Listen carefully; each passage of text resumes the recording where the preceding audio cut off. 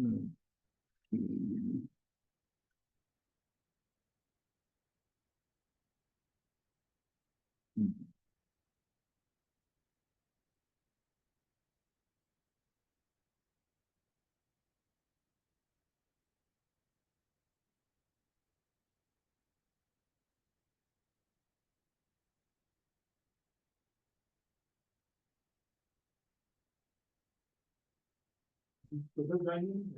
It says is he waiting in the waiting room? Turn around.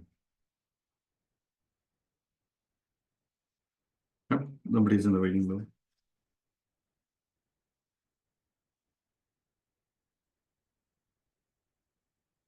Go ahead.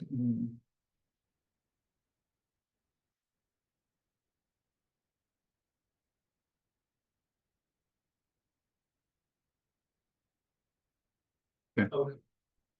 I should, yes, we can, I think he should be the meeting. Okay. Are you the host or am I the host? You are a host, but I think I should be able to hear.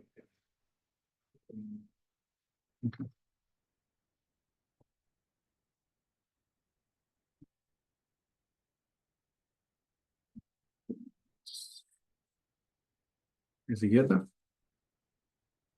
Okay, let's get started. So we talked about the basic problem solving and understanding what kind of categories of the problems are. And then we started looking into some of those things. Now let's dive it a little bit more on the business analysis. What exactly it is, how that thing takes place. So when you look at the role of a business analyst, there are a few things it's critical that role performs. Okay. But if you recall it when I talked about what are the project failures rates are, right? If you lack of requirements and not having understanding requirements, it's significantly 1 out of every 4 projects fails that, right? So as a role of business analyst ties with the requirements, right? Which is always at the core of everything the business tries to follow in, right? And as a business analyst, you essentially assist them building that understanding. And the solution is built on top of that understanding. So if your understanding is wrong, your solution is going to be wrong, right? And when we talk about understanding, it's essentially, do I understand what is the problem I'm trying to solve it? Do I understand it? Is what are my options for implementations, right? And when I implement it, what are the specific details and capabilities that I need to build it? If I don't have those things well understood, I'm going to build a solution that's going to miss the mark of what business is looking for. Think around, right? If you building a house, right? And you say, hey, I just want a 2-story building to live it, right? What are you going to get? You're probably going to get something that you didn't expect it. But if you become specific and say, hey, you know what? I want a 2-story building with a master and the first floor, the kids and the playrooms and everything on the upstairs, those kind of specific details, then there is a more likelihood that they will build a house that meets your requirements or your vision. Okay. Also, often when you look into those requirements, right? You can specify as a customer, hey, I want this at all. But somebody needs to take that and put into the terms the contractors can understand it, right? The city code has a requirement.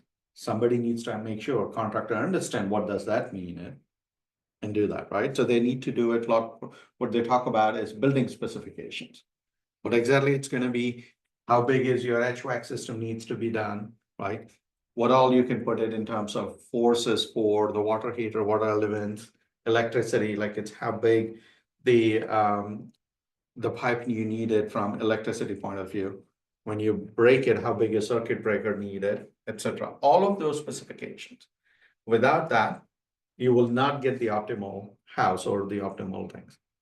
Same thing in the IT systems, right? The business will give their requirements from a business perspective. But that needs to be implemented in the system.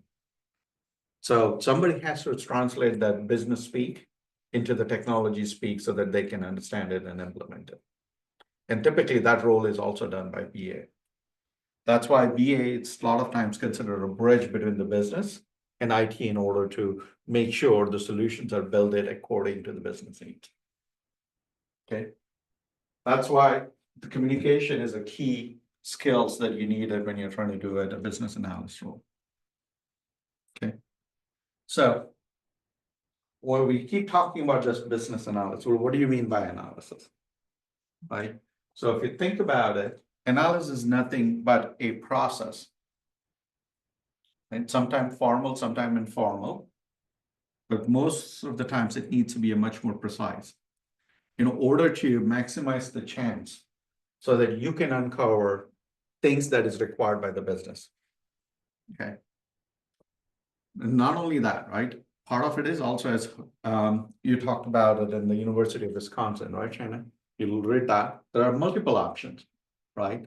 But then, so business analysis helps you to understand that is not only just do the analysis from a requirements point of view, but from a solution point of view.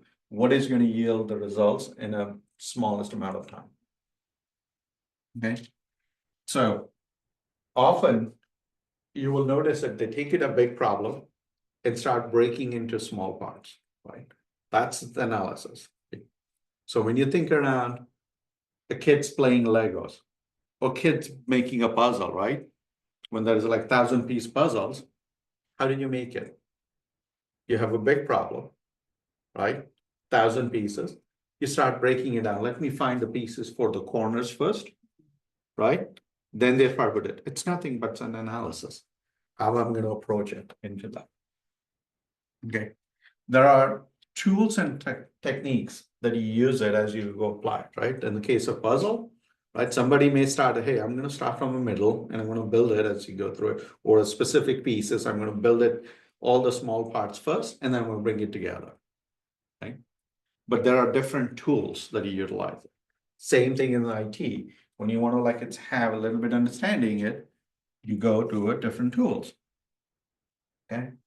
And then a lot of times when you do the analysis, right, you can do it in inductive or you can do it a deductive logic. Okay. And those becomes your basic building blocks of analysis. So now let's talk about what is inductive versus deductive. Okay. So one approach you can take it is you understand a small part of it. And then based on that, you analyze and says, okay, if the small part looks like this, the whole part will look like this. Okay. That's essentially an inductive analysis. Because I'm inducing it's based on what I know it, what will be the whole picture, right? So if you look at the space, right? All of the distance and everything that people do it's nothing but an inductive analysis, right? Nobody has gone out to measure from Earth to Sun's distance, right? The induce is based on, hey, if light takes it this much time to travel, and it takes it all holistically this much time, therefore it must be this much distance. Right. Same thing, and here's an example, right? If you let the hammer go, falls on the ground, right? That's a one instance you saw it. But then based on that, you make a generalized statement and said, hey, every time I let the hammer go, it will always fall on the ground. That's true as long as you're on Earth. It's not true if you go into the space station, right? So again, you need to understand the scope. It's majority of time, inductive analysis is right, but not always. Sometimes the context needs to come into play. That's why it's kind of a lot of times known as it's a little bit imprecise compared to deductive analysis. Deductive analysis essentially kind of utilize a rigorous proof, right? So when you look into it, like we were in the high schools, right? You will do it mathematical derivations, right? Those were all based on deductive analysis, right?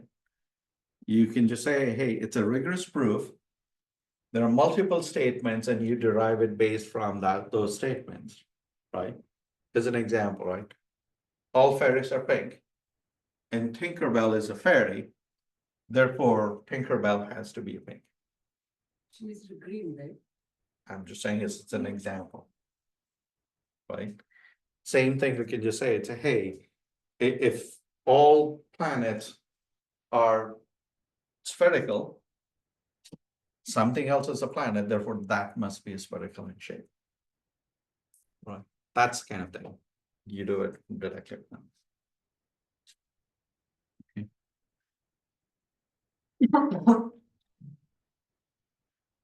As deductive is more precise than inductive, right? Try to use deductive analysis whenever possible. Okay. But again, it may not be possible for you to get the deductive analysis every time. So in this scenario where you end up using inductive analysis, make sure you have a double check in terms of like it's run it through multiple examples to make sure is it still a valid analysis or not. So like inductive is like we don't know the perfect like data or measurements or like that. We don't know the. Right, so like it's Facts. a lot of times when you think about not necessarily data and measurement, right? Inductive analysis, like it's when it happens, is when you go into the market conditions, right? You don't know what your customers will be picking. You have an inductive analysis that this is what customer like it, right? And the way you validate it is by doing a research or service with a customer, says, would you like this? Or would you like this kind of product? Right, that's an example of inductive analysis. Right, so when a car manufacturer, right, put a new features or capabilities into the car, right? A lot of those things is done through inductive analysis. Said, hey, you know what? I think the customer will like this. They do a survey and say, would you like it? And then they release it in one or two models, see it how the adoption is, and then they firm up the requirements for everything. Same thing with the concept car, right? But when you look into the deductive analysis, right? Those are like it's a mechanical part goes into it. They don't do it. They just make sure, hey, if I press the pedal this much, it needs to give this much torque, right? It will give you this much acceleration, right? If I hit at this speed, it has to have this strength in order to protect the bumper. Material strength and all, right? So those are like it's a deductive analysis rather than an inductive analysis. Okay. Now, one of the things we talked about it last week is if you're trying to be a business analyst, you need to develop a curiosity, right? So your business analysis mindset is always built on the curiosity, right? And how do you satisfy that curiosity? Is through the questions, right? If you look at like it's a kindergartners, everything that you tell them, right? The first reaction is why, right? Because of curiosity, right? And as we grow in, we tend to leave the curiosity out and start making a lot of assumptions. As a business analyst, you need to flip it the other way. You need to leave the assumptions out as much as possible and use the curiosity to collect the requirements. So when you talk about the curiosity, right, there are a few types of questions you need to think about, right? Who is going to perform the activity, right? Why do you want to perform this activity? When would you do it? Where would you do it? How would you do it? Right? And then what specific things you will perform it. Okay. So as we get into interacting with our business users, right, you need to utilize all this sets of questions in order to make sure that you're getting what you're looking for. So this gives you a high-level framework. Okay. And the intention of all of this sets of activity, it's collectively when you combine all of these activities, it enables you to build the true picture of what is the customer wants. Okay. You start with understanding the business needs. Okay. Where do you want to do it? How they want to do it. Okay. So in order to do that, first you need to figure it out. What are the right people you need to talk, right? And in order to do that, you start building what is known as a stakeholder map. Who are the users? Who are the beneficiaries? Let's build a stakeholder map that gives you a clearly understanding of what is the need and how that needs to be fulfilled in terms of strategic direction. Okay. Then, once you know who are the key people, you need to go ahead and say, hey, I'm going to essentially build a process to understand what exactly they're looking for, right? And typically you do that through some sort of interview, some sort of workshops to get an understanding is, hey, what exactly you're looking for, right? So I talked about a lot of times, you will get a lot of customer surveys, right? Which talk about, hey, if we offered this kind of product, would you buy it? Would you not buy it, right? All they're trying to do is they're trying to do it in interview with you. I want to understand what is your desire, wishes, what is your needs are. Right? That's exactly nothing but a requirement development process. Right?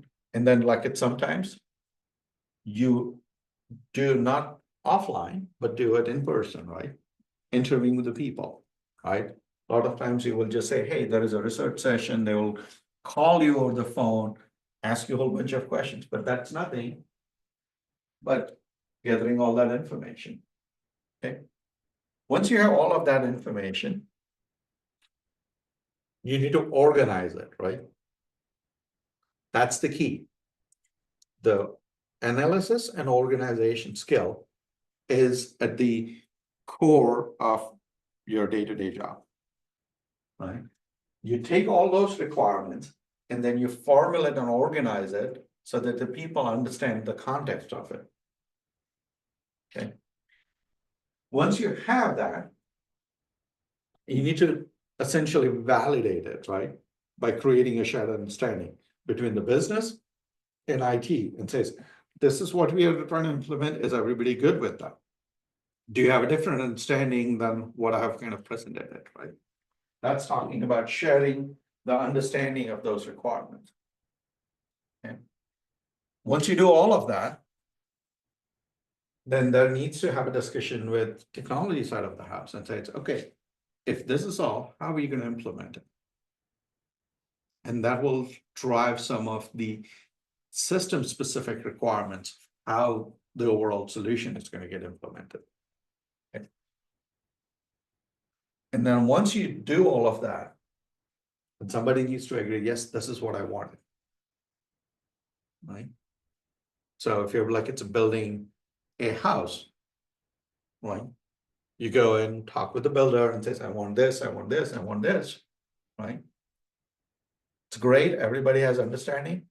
What is the last thing they're going to do? They're going to ask you to put everything on the paper and sign it, right? That's an operational acceptance, right? So it's an agreement at that point between business and whoever is implementing that and says, this is what the solution we're going to implement. So if this gets implemented, that's when I get paid it. Okay. So the first thing we talked about is the stakeholder map, right? That's the starting point. So what stakeholder map does it essentially enables you to understand all the players. Okay. And those players could be your users of the systems as well as your beneficiaries of the system. Okay. And then it becomes a living diagram. Right. So when you build initially the systems, you lay it on the map. And as you expand your capabilities of the systems, you may add additional users and you have to continuously update that stakeholder map. Okay. So let's build one. Okay. So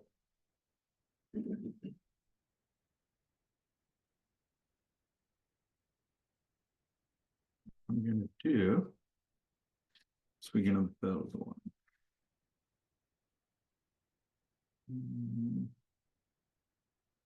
Let me see. All right. You guys recall this thing from last week? Customs creation, right? So let's build a stakeholder map. Okay. So I'm gonna go ahead. And you can use it like it's any of the tools. It's essentially some sort of diagramming tool that you need. Okay. So in this case, I'm just gonna go ahead, use a PowerPoint.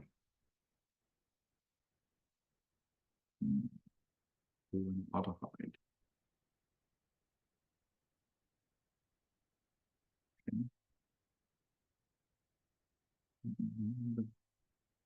Designs.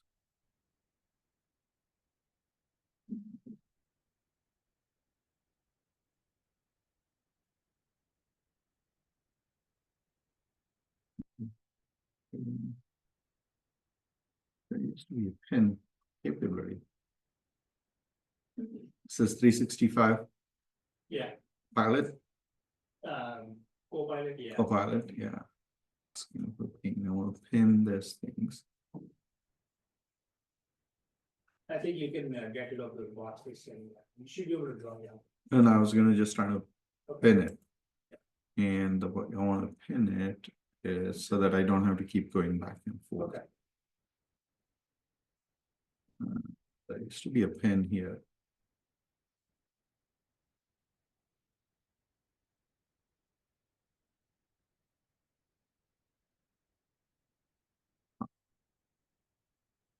We'll just do that. Okay.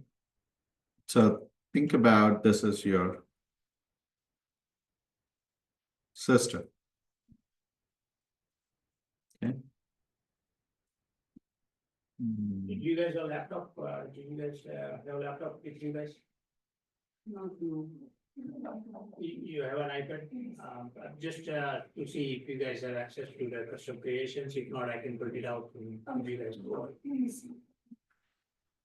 the problem statement. Okay.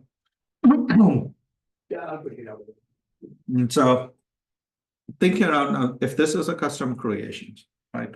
There are two things we talked about. Who are the users of the systems? Who are the beneficiaries of the systems? Right? So let's talk about the users of the system. So based on this description, who do you think our potential users are? So let's read through it, right? So let's look through it, right? Small business, right, builds custom gift for their customers for various occasions. Okay, so they have customers, right? So I'm gonna go ahead and highlight this as a potential, right? Currently, they have 4 locations in the Columbus and Cincinnati metro area serving customers, right? They've seen a robust growth in past 4 years, and their business plan calls for continued growth for 10 years. Currently, they have a website, right, that provides their customer ability to see the type of products they can customize, right? So obviously, the customers are one of the players, right? And so the way you do it, say it's okay. I'm gonna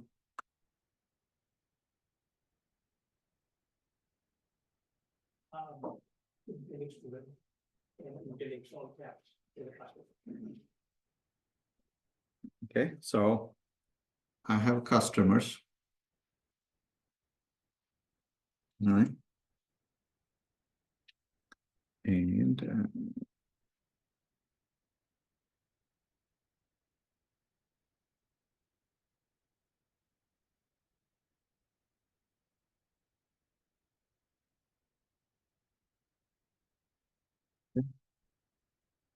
so that's one. And what type of relation, right? So customers orders items from custom creations, right? So I'll go ahead and just have to be pinned somewhere. Hang on. I need to find it. Where is the pinning?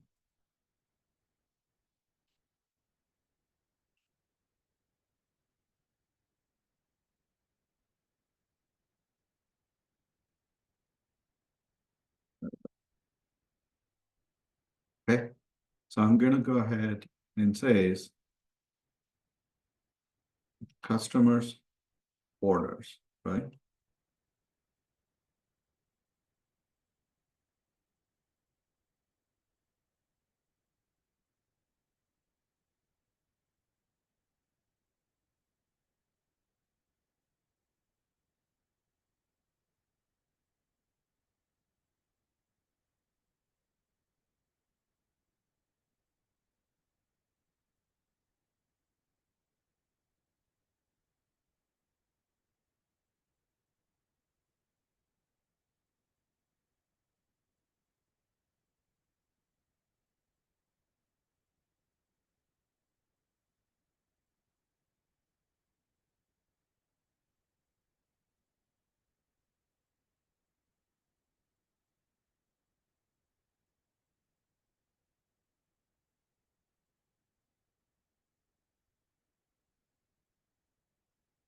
Change a whole bunch of things. There's a text box. Well, it's not on the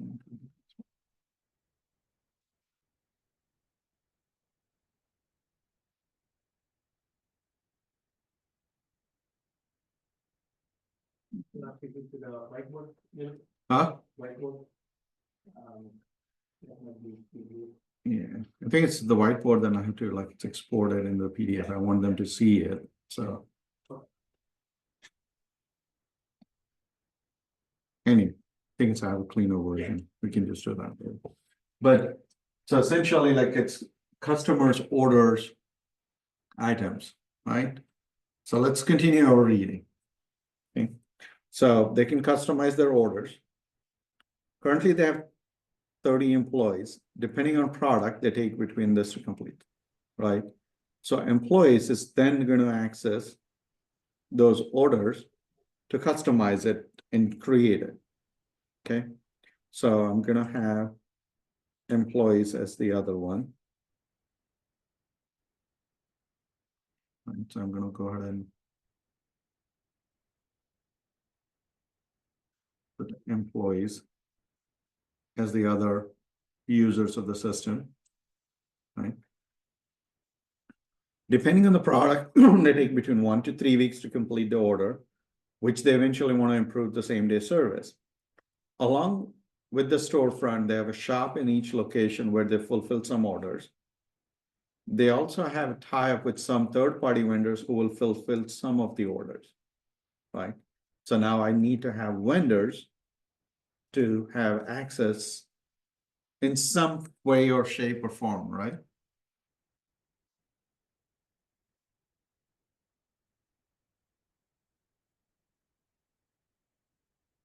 But the vendors could be a system also, right? I may be shipping the order to them, they may be customizing and sending it to that, right? So there could be an online interaction. So that could be a system, right? And let me do it a little bit different fill, right? On that. Let's say I'm gonna make it a little bit lighter green. So these are the vendors, okay? Going back to here, right? So I'm gonna go ahead and put vendors. Yeah, you know.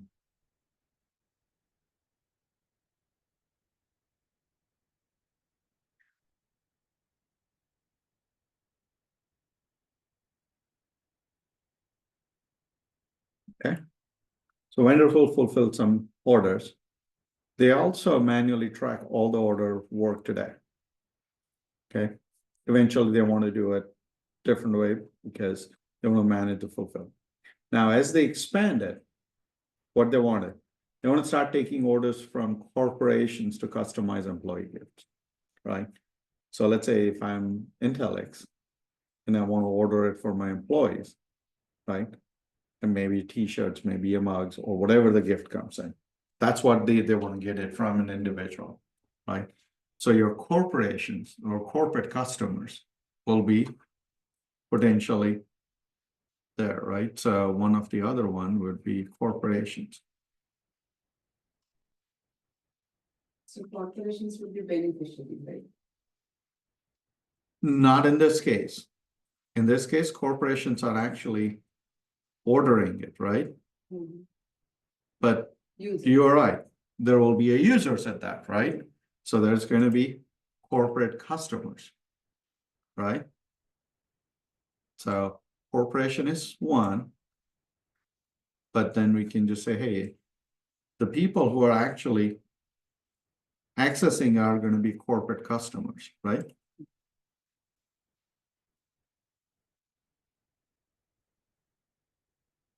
Right? And they will also order things, right? So I'm going to go ahead and copy both.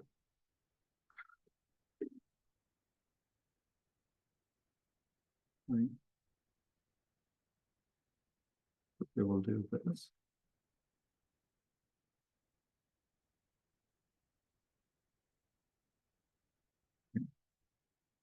So I still have two different types, right? Customers will order it individually versus corporate customers will be ordering it differently. And the corporations are potentially the beneficiaries, right? Or actually, they are different types of customers. They're not truly beneficiaries if you think about it. And they will also need the access to the. They may order, not. right? They may not, right? Because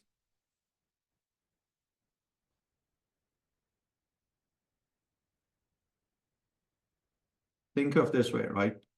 As a Chase, if I order something, I'm not going to access as a Chase, right? Chase is a entity, but there will be people working at Chase who will be ordering it, Hmm. right? So they will require, if I'm like, it's think about on a website, right? If I need a login, right? I may have two different users from Chase who have different logins that can go to that, right? Versus if I'm individual customers, I'll have only one login to do that. Mhm. So on behalf of corporations. On behalf of corporations, right? So there is a corporate customers, is a stakeholders, right? So I have corporations, right? To customize employee gifts and marketing giveaways, right? To support this, plan management has decided the system to provide the ability, A, show the product they have offered for customization, right? So that means I need some sort of inventory, Yeah. right? That I may have some inventory systems that may have access for this custom creations, right? So I may have potentially an inventory system.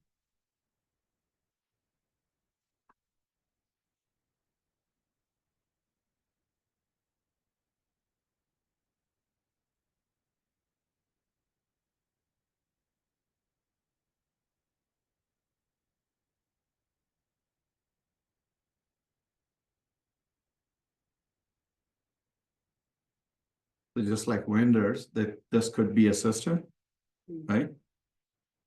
I'm gonna go ahead and fill that with the similar.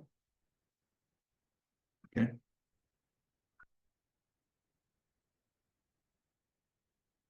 So the other thing is set the price item based on different criteria such as quantity, customer loyalty, and promotions. So to me, it seems somebody's setting up the price customized, right? Depending on, hey, if you buy this many, this, or if you're buying Chase, you do it this much or so many years, so I'm gonna give it. You're similar to what you were talking about, the fixed price, MSAs, preferred vendor type of things, right? So there is gonna be some sort of employees who will be doing those pricing adjustments, right? So maybe I may have a set of employee which fulfills a request instead of employee, because I don't want everybody to set the prices up, right? I want only certain people to do it, right? So I may have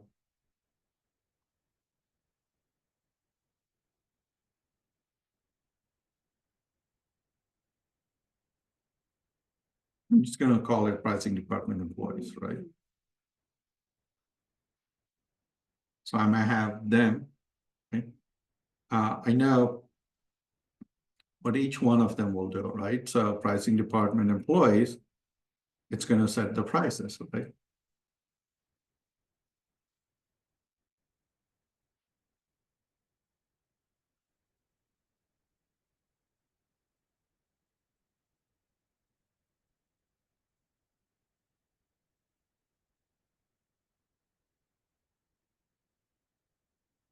Employees is fulfill orders, right?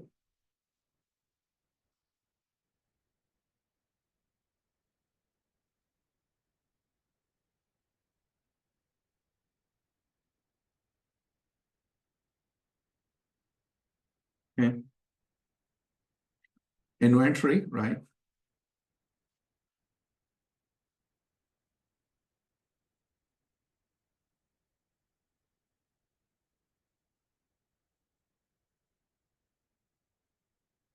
Customs creations.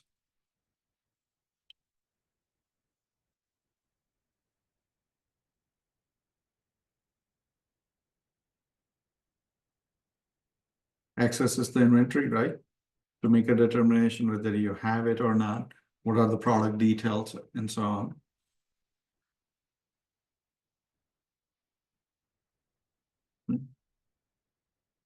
So these are our corporate customers, right? They need to order online. Their customers to upload their image for customization, right? That's a function they will do it. Make the entire order to ship process online, right? So this is thing. So that means I needed some sort of shipments, right? But since it's online, right, that means if I'm sending it to DHL or that, right? So there's going to be a shipment system, right?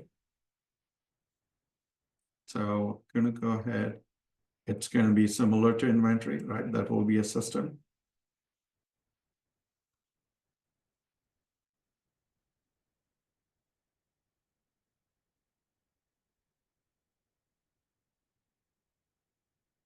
Now, if I'm going to make entire order to that, a ship process online, that means nobody's coming in and giving me a credit card or writing a check. The entire thing has to be online, right? So I need to have some sort of payment system hooked up to this thing, right? So we're gonna have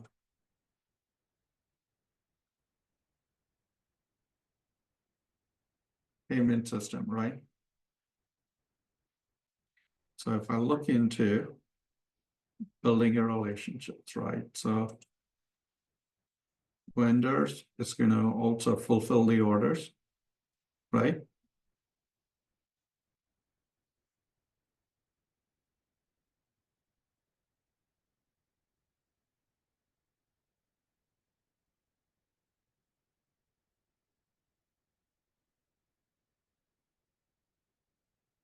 Now, again, I'm just showing an arrow. You don't have to, it's just a relationship, right? Because we don't know at this point what kind of relationship will be saying one directional, two directional, I don't know, right? So they usually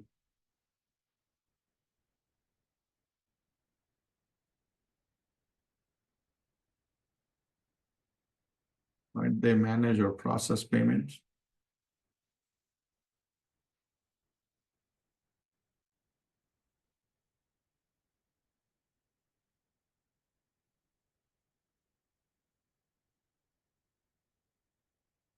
This one.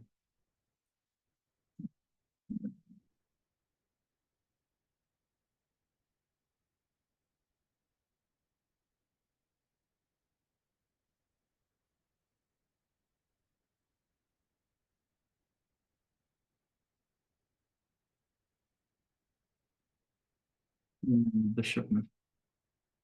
Okay. Let's go through it, right?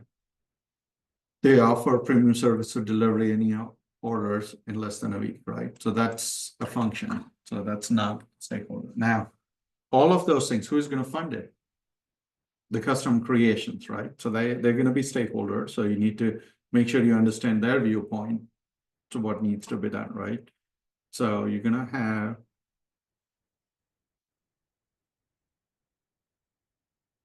right?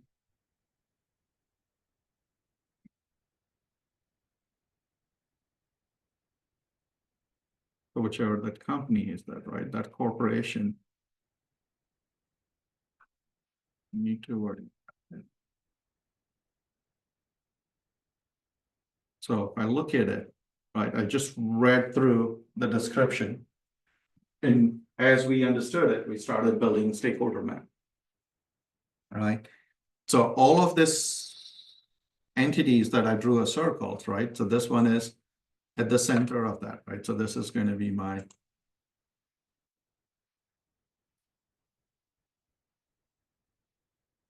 let me color it a little bit differently.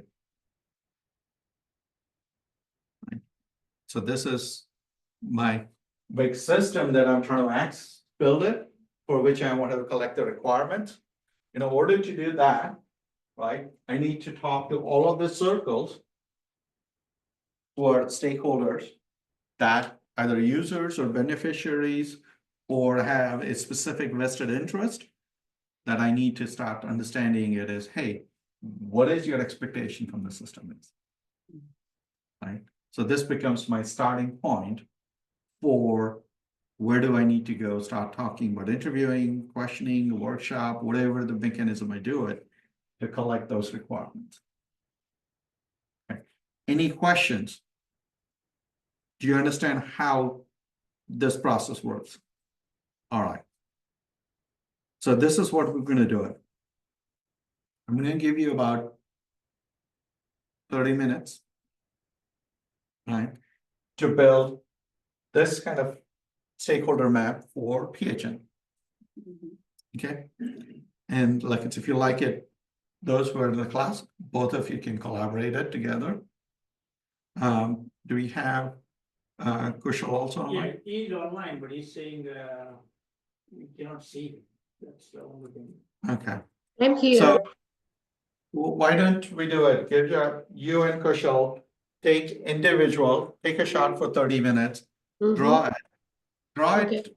You can draw it on a piece of paper and take a picture and send it, or you can draw it the way that I've done it in PowerPoint, whichever you're comfortable. So what we're gonna do it is it's 9:42. Let's give everybody time till 10:15. Okay, and then let's give another, like it's 5 minutes for break. At 10:20, Yep. we'll look at it, all of your stakeholder maps to understand it's what you've drawn it, why you've drawn it. We'll go through that discussion. Okay, so Okay. go ahead, Girja. And then no, I'm good, sir. You good? All right. Mhm. I'm gonna pause the recording. This is the view. I'm gonna leave this view up for you to see it so that you can relate it. Go ahead and look at your PHN systems, pull up that requirement, read through it, and then map it out your stakeholder map. Yeah. If you want us to do. Yeah, You can have a discussion You have together. that, right? Yeah. Otherwise, I can get you guys. Yeah. Okay. Okay, you have printed that. Too. Yeah. I can get. So- you. It's easier when I was online, I figured if I have a printout, it's easy to go back and Right. forth. Yeah. In a workplace, you're gonna have multiple monitors, so that's easier. Just leave it one here, do that. But this way it's that. All right. So I'm gonna go ahead and pause the recording.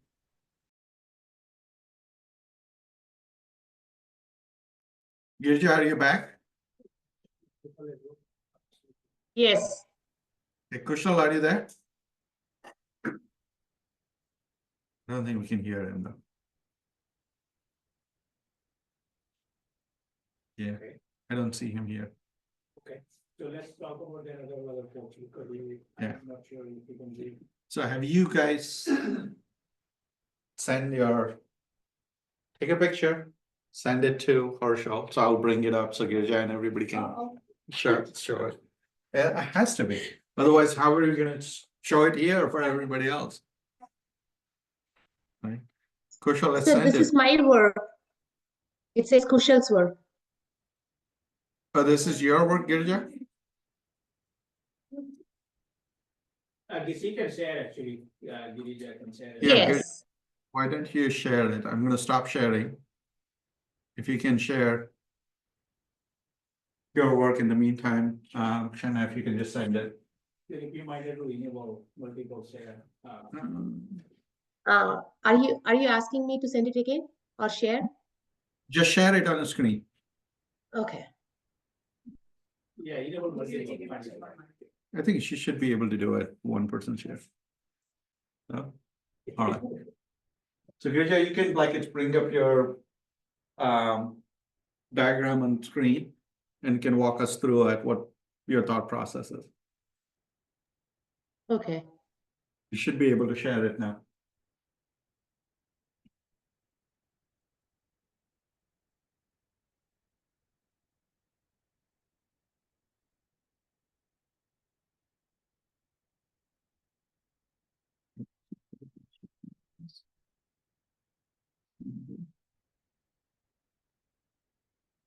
Yeah, I don't see her work email it either. I think she is texting me, so I think she can just respond to my email. Uh, Okay. Yeah. Or just bring it up on the just bring screen. it up on the screen as well. So.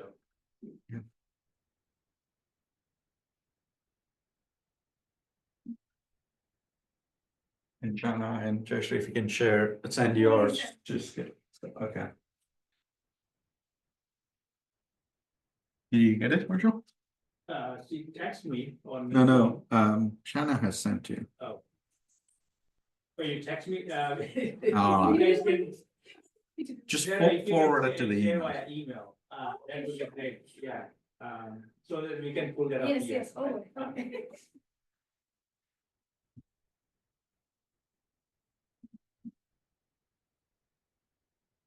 Yeah, he and I are not in the Apple ecosystem, but you text it and we just pull it up there.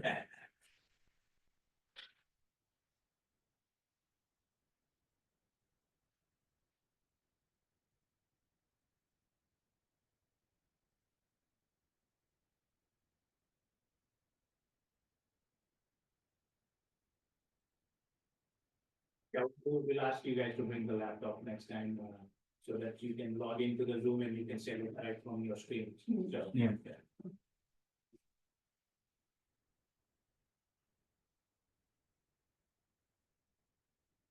Just written. Send it to me. Yeah, it should be popping up then if you send it, yeah. So Gurji, are you able to share it? We can't hear it. I think you're still on mute.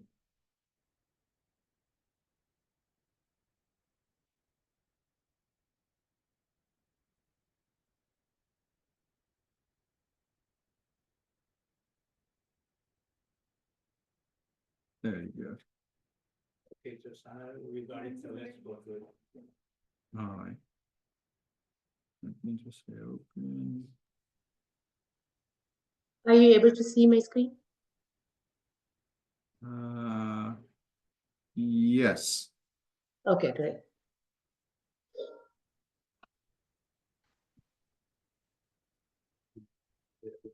Harshal, so what? Yeah, you can hide the meeting, instructor, whatever, on the left side, right side, so. Yeah, no. And the panel, yeah.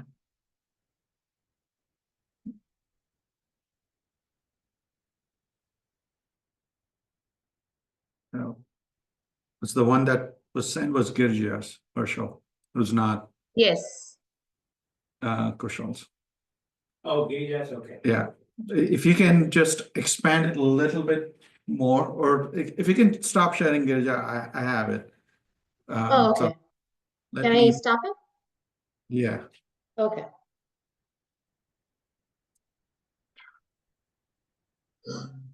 Yeah, it's coming in a second. Where's yeah, I'm gonna go ahead and actually download this image.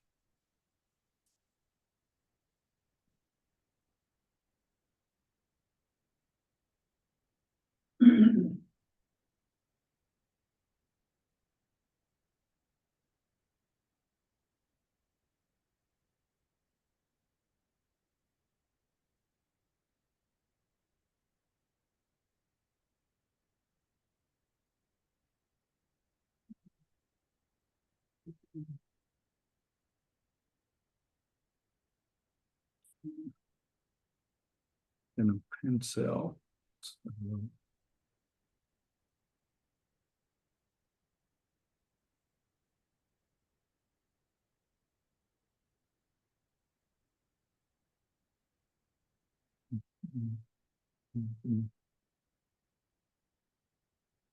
All right.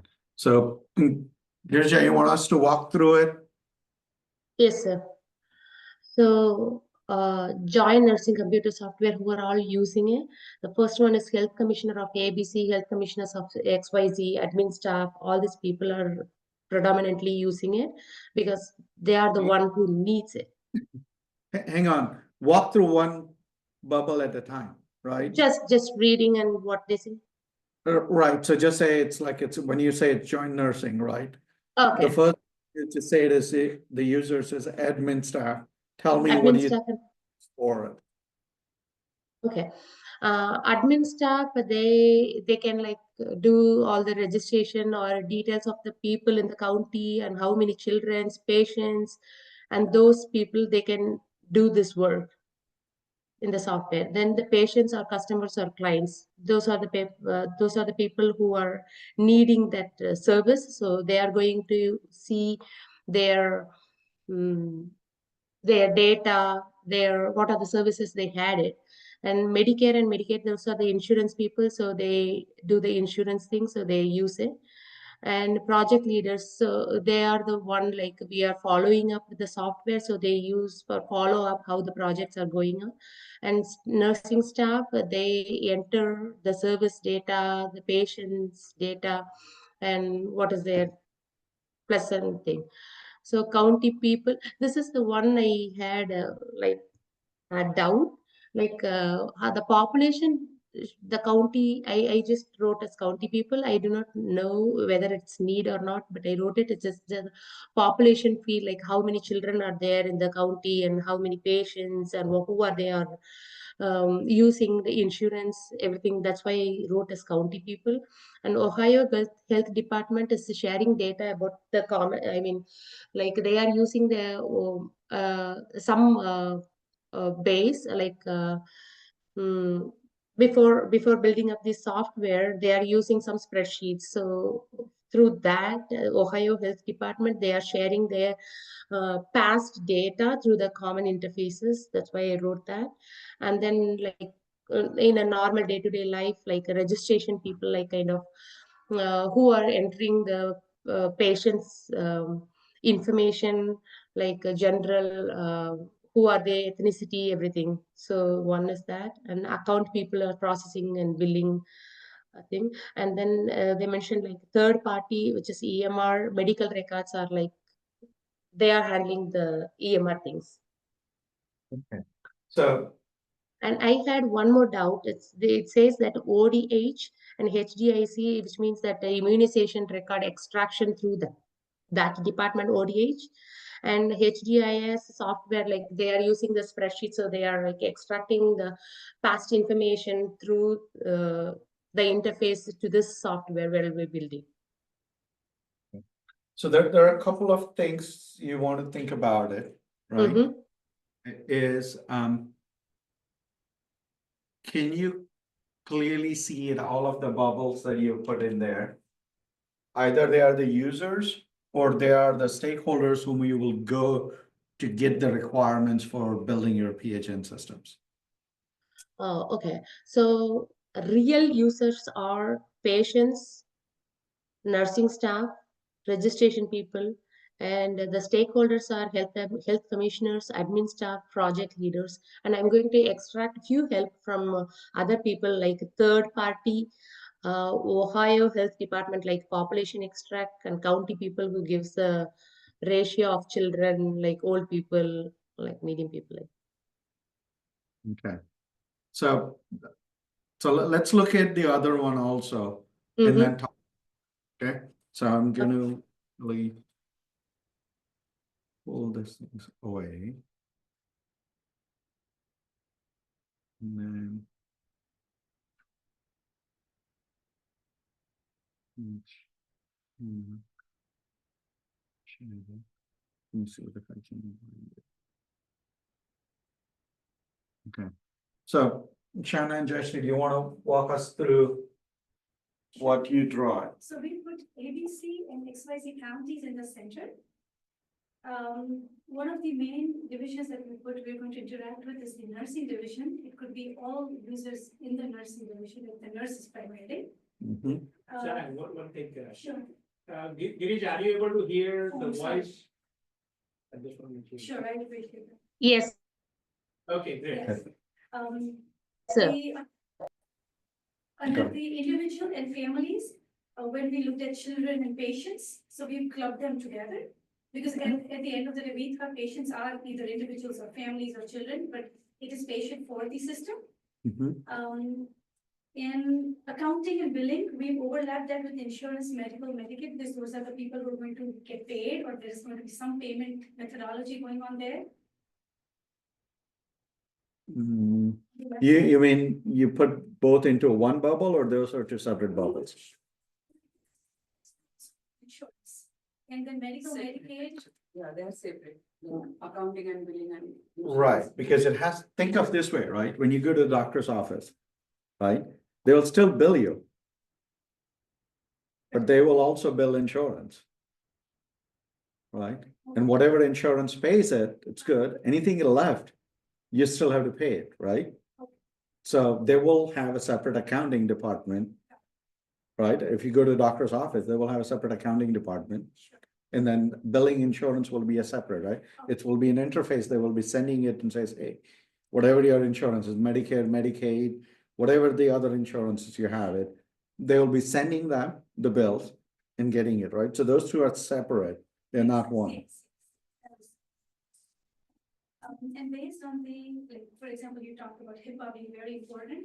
So we put one bubble as the HIPAA team. We weren't sure as to who are the drivers. Like, is it a legal team that decides what is, it's like Okay. security aspect or whatever HIPAA requires? Okay. There's Some- some specific rules and regulations we have to Maybe follow. subject matter experts on HIPAA, people who will tell you as to what is the requirement, how does it work? Yeah, so. Okay, let's finish your list, Finish- like finish I want to your- do that. Let's just finish through it. Sure. You said electronic reporting system, so then talk to the reporting team to figure out what the current mechanism is and then how to make it electronic. Mhm. Sorry, the medical record team was an old reporting team, medical records. EMR, yeah. Yeah, so instead of reporting team, I meant to write the state immunization. I have done the draft. This was the electronic medical team. And then the data warehousing team, we weren't sure if that would be just IT division to reach out to those users there, like to figure out, okay, what databases are you using? So depending on that, Intellex can then work its process to get information. One of the things required us to reach out to Ohio department. So that is where we. Ohio Department of Health. Ohio Alright. Department of Health. So I think you guys are trending in the right direction, but I want you to think a little bit differently. Right? And that applies both to what you saw it from Girija as well as from you. Right? So let's go back to this, right? So if you look into this, did we capture any of the developers, any of the things? We captured who will be using the system, right? And think about system is at the center. Who will be using the system? That's where we've primarily focused. If a system interacts with other system, what that system will be. We didn't say it as, hey, there is going to be a payment teams, or there's going to be inventory teams, or there's going to be a shipment group who does it, right? All we talked about it is, as a system, they need to interact with shipment systems. I don't know who that person will be, right? So that's where the conversation will say, it's, okay, what shipment are you going to use it? It could be an external vendor like DHL or USPS, right? Or it could be, hey, we're going to cap our own shipment systems. That is going to then interface with whichever we do it. So if you go to Amazon, right? When you track it, you don't see the USPS or DHL or FedEx, right? You just say it's, hey, Amazon has shipped it through DHL. Here is their current status and tracking, right? So you don't know what it will be, right? It could be in-house or out-house, right? Same thing when you talk about the medical records is going to be sent out, right? So EMR is just a concept, right? This electronic medical record that I'm going to send it. Now, what needs to be sent it, right? There are some specification. HIPAA is government standards, right? It's not a team. So in most of that, it's not that. It's essentially, as a corporation, are you compliant to HIPAA standards or not? And HIPAA standard talks about when you transmit the records, it needs to be encrypted. When you access that record, the person has to be authorized to access it, right? So there are a lot of things. It's not a team. It's essentially understanding it is that goes into security, it goes into the access, it goes into communication. That's where the breakdown happens. Okay. So if I go back and look into yours, right, there's no clarity in terms of who are actually your users. In this case, right, I know employees, customers, corporate customers, pricing department employees, they are going to access the system. And that system is going to interact with 4 other systems that they go through, right? Like when you talk about data warehouse team, right? It's not a team, right? It's a system that it's going to interact with it, the data warehouse. Right? Data warehouse is nothing but it's, hey, every transactions that I perform, I need to keep a track of it so that in future people can do analysis on top of it. Right? So it's not a team, right? So now then, so remember when you talk about stakeholders, right? Stakeholders are users and the people who can actually give you requirements. Right? So whoever is managing shipment systems can get you that. Right? Now that could be a different division. It could be the same stakeholders, right? Because this guys may say, hey, this is the way we want to ship it, right? Then this owners will provide you that detail. Right? So then in our diagram with the nurses, we may have mentioned division, but what we meant is like nurses as a user. Will that be the user? So the nurses will be users. And Right. how did you come up with the users, right? So you look at the different modules, right? What they are trying to build and who will be using them. So you basically see, a simple thing is just look at those functionality that's identified, right? Who Right. needs it? And who needs that functionality? The nurses are gonna use that, billing department will use it, Yeah. and something similar, right? So they will. Yeah. So then would the other individual and families also be the users, right? The That's a good children. question, so let's Yeah. talk about it, then. Okay. Yeah. And our like basic doubt was like, the HR and the developers and the reporting or reviewing team or the project consultant or the. Yeah, so you think about it, right? So have I put it anywhere, the developers, project consultants or anything? It's not in there, right? They don't even exist. So right they now. don't, so they are not users. They are actually building the systems, but they're not using the system, Okay. right? Okay. So think about it like it's, so when I trying to build a house, let's go take that example, right? You don't go to a plumber and say, hey, what is your requirement, right? You don't put a plumber as a user into that context, right? They're gonna talk to me as a person who is trying to build a house, right? Then they will probably talk to the county and says, what are the codes I need to follow it, right? They'll go to the builder and says, okay, what is your building processes? What are you gonna interact with it, right? That's how they were gonna build it on that. They're not gonna identify who the plumber is, who the diggers are. The builder is not a stakeholder. Builder is not a stakeholder in this case. That Well, pricing, builder is, but not the plumber or digger, right? that said pricing department, because of like, we thought pricing department employees, right, who's setting price, so we thought like developers and. So that's why I said employees, right? So somebody working in that, and the reason I separated this from this guy, Yeah. because they're gonna have different functions. They're gonna perform a different role. So you're gonna go in and ask it is, how do you set the price? Do you set the price based on a volume, or do you have some sort of agreement that you give a 20% discounts, or do you do it the sale, when you want to put something on a sale, what do you do it, right? Do you give a free shipping? I don't know, like it's what, right? So all those criteria, they will set it up on those pricing. Right, and they say, it's, hey, there is a bulk, if they order it like it's X amount, then we give 10%, if they order that. Or they may have a deal and says, okay, you know what, like it's a big company like Chase, may have multiple groups, might be ordering a different type of merchandise for marketing for the employee appreciation and that, right? And they said, hey, you know what? We wanted an individual discount based on the order, but then also based on the overall volume the company has ordered it over the last year, we want you to set certain discount prices. And they may just do it a different pricing strategy. That's why they are separate, right? And I didn't say it's pricing department. This is pricing department employees. The employees are the one who will be accessing the system. So then based on this example, then how do you position the data warehousing, only reporting employees or team or whatever you call it? I would- Because- So here's the question. Data warehousing employees, what exactly are they gonna do with the system? There is no such group as a data warehouse, right? There's not gonna be separate data warehouse employees. It's essentially, it's a system. And there will be users of those systems. So data is owned by the business. Right. Okay, everything is owned by business or employees or whatever the particular department is. So there is no separate data. Data warehousing is the IT term. Okay, they are IT people. Let me give you an example. Okay. Your kids are in school, right? They get the grades.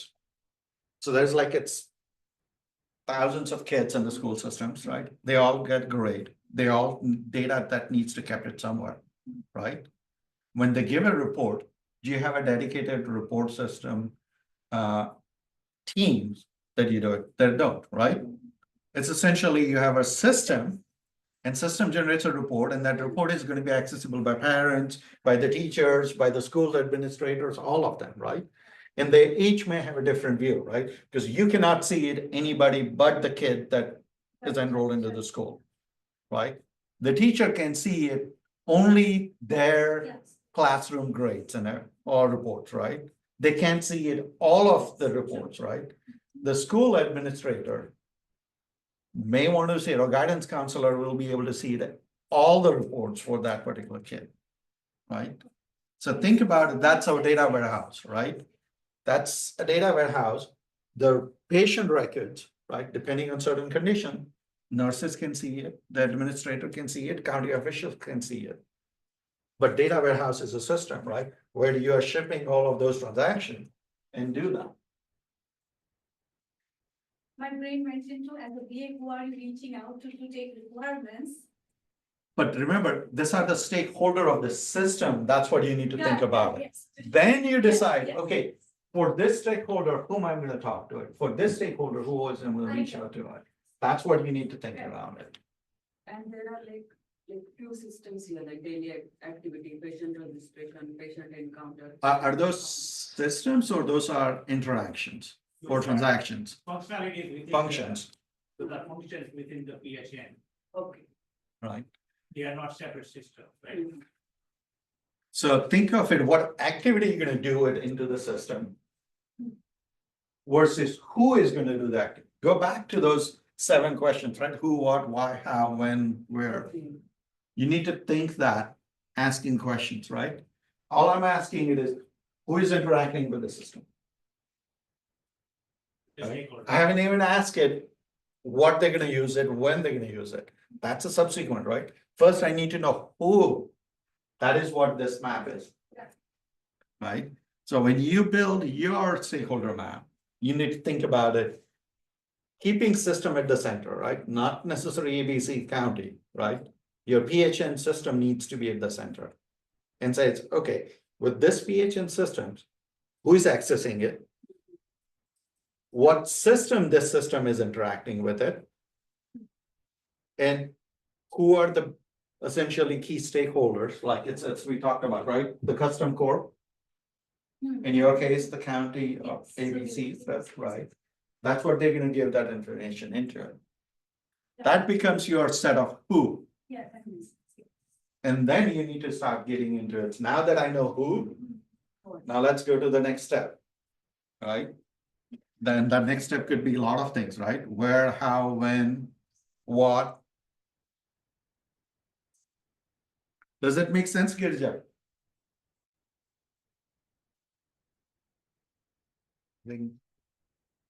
Girja, you're Yes, probably. sir. Yes, sir. I just have one doubt with my stakeholder Uh-huh. map. So according to you said like who are going to use? So I said like the people and giving the state statistics of the population they have. So how do I mention here instead of like setting like county people, or like health department of Ohio? How do I So when they talk about population, right, they talk use about those words like who's the set exact of words? eligible patients, who is the sets of eligible eligible people whose information is going to be in the system. Right? So think It's about, already in the system. right. Now, the question you have to ask yourself is the county people are going to use that system directly? No, they are going to give us the information or we Or are trying, the nurses is going to do it, No, I right? think. Your county people is truly your user. Yes. That's something that you need to read Mhm. through questions, right? They want to self-serve later on as a functionality, but not right now. So if you, I was gonna give an example. Have you, nowadays, most of them is self-service, so I'm trying to come up with a good example. Okay, let's say inventory system, right? So all of you purchased at Amazon, right? Mhm. Has an inventory systems, right? So when you search on something, it comes in to pull it, right? That's a separate inventory system. Do you have an access as a user to that inventory systems?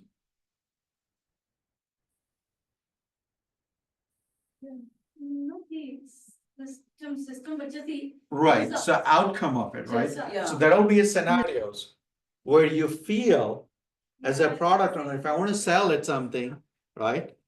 It is not going to be in my inventory systems. It's going to be in an inventory system if I'm trying to sell it. I'll give it that new information, they will set it up and then do that, right? So my information is in that system, but I cannot go and edit it directly. Same thing, the county people may or may not, right? So if you go, like it's in the old days, right? When you go to the hospital, right? So they collect all of your data, all of your information, they keep it in their system, but do you have access to it? No. It is your data, right? But it's only nurses and doctors are accessing it, and you don't have access to it. So then if it things like this, then the entire that bubble goes off. That's where you need to write. That's where the right sets of who and understanding it and questioning it comes into the play. Right? So like it's when we build it, right? This bubble, it's essentially built it based on going through the problem statement says, are they going to use it, right? But notice it. I put a corporation to put it there, right? I said, that's a bubble, but they're not accessing it directly.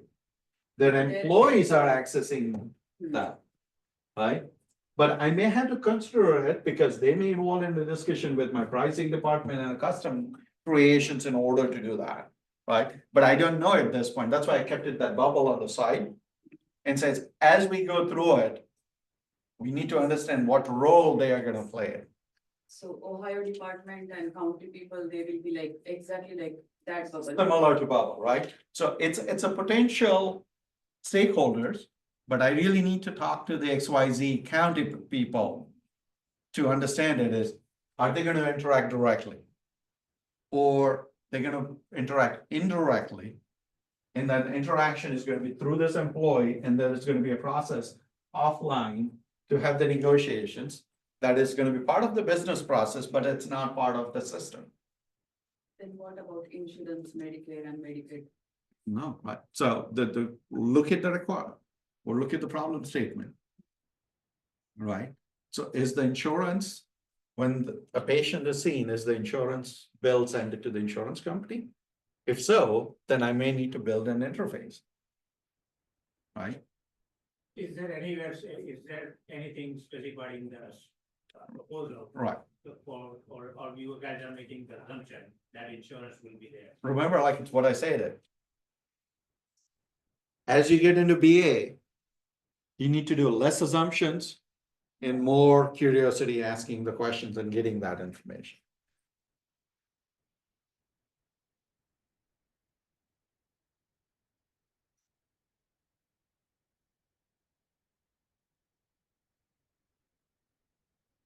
Right, So my understanding is like third party county people who's giving population statistics, Ohio Health Department, project leaders, and those people are like not connected to the software, but they are in the process of building the software. So they are Now- not connected. So, yeah, so Girja, if the project leaders, are they ever going to use your system? No. Are they going to specify what capabilities and functionality needs to build in the system? Mm-hmm. No, they are going to take that information Responsibility. and implement it, They are- Uh, specifying it. So think about it, right? So in the house building system that I was talking about, right? The contractor who are working for the builder, are they specifying what should go in your house? They're not. They have. No. to- They are getting it what the builder says it and what the customer says, I want this in the house. Same way, project leaders, if they're building the system, they're not specifying. They may ask clarifying questions, but they're not telling you what needs to go in. They're service provider. They're not Okay. service providers, right? They're just Got doing the work based on the guidelines that is given to you. Okay. right? Okay. Even have their own catalog. They're just gonna blindly follow, hey, I need to build it a 10 by 12 room. That's what they're gonna do it. They're not gonna question it. Hey, it doesn't make sense to have a 10 by 12 room. Why don't you have a 12 by 12 room? They're not asking that questions. Right? They say it's 12 by 12 rooms or 10 by 12 rooms. Which way you want the 10 fit and which way you want 12 fit. That's the only question they will ask you to understand it, is how they need to build it. But they're not providing you specification. Right? So that's where you need to think about it, is who the true users are. Nurse, patient. Right. So here's what I want you to do, right? We'll give you homework to go and reflect it and enhance this thing based on understanding, right? Take it on one more pass. Read it and then look at it and says, this is how I want to do it. Right? And then we'll review it on Thursday and says, okay, is it more reflective of what you do? Make sense? Yes. Sir. Everything, Girja? Yes, sir. All right. Okay. So. Actually, I'm not sure if I did the recording is on. It is on. All right.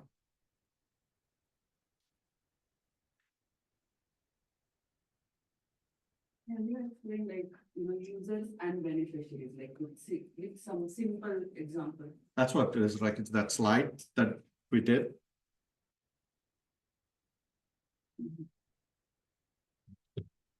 Customer partners. Those are your initial sets of bubble for the stakeholder that you need to start doing. And as you understand more, you define that stakeholder map. Go back to the slide, please. You have access to that slide, right? So you will have it in the deck that Herschel has shared you. You have all of that. And we'll also share the example that we did for the custom creations. Now.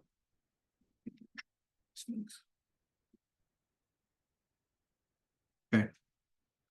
So now think about requirements development process. That's the second stage. Remember the framework we talked about? Getting it to stakeholder, and then you get into the requirements development process. So it's essentially talking to your stakeholders and understanding it is what are their expectations from the system. That's essentially the requirement development, right? So once you understand what their expectations are, then you can build the system. Right? What exactly your need is, right? So let's say you go to the school, right? They will ask you, hey, what is their expectations? I want my kids to learn this, this, and that subject. Then they can say, okay, we will be offering that type of thing. Okay. Again, make sure if this thing is not accurate or incomplete, what's going to happen? You're going to build a system that doesn't meet all the needs, right? Or goes wrong, right? If I tell you to build a 2-floor house and I don't specify it where the master bedroom needs to be, right? Then builder could build it on the first floor or second floor. It's inaccurate, right? Then when you go in and says, this is not the house I wanted it. This is not what I contracted for.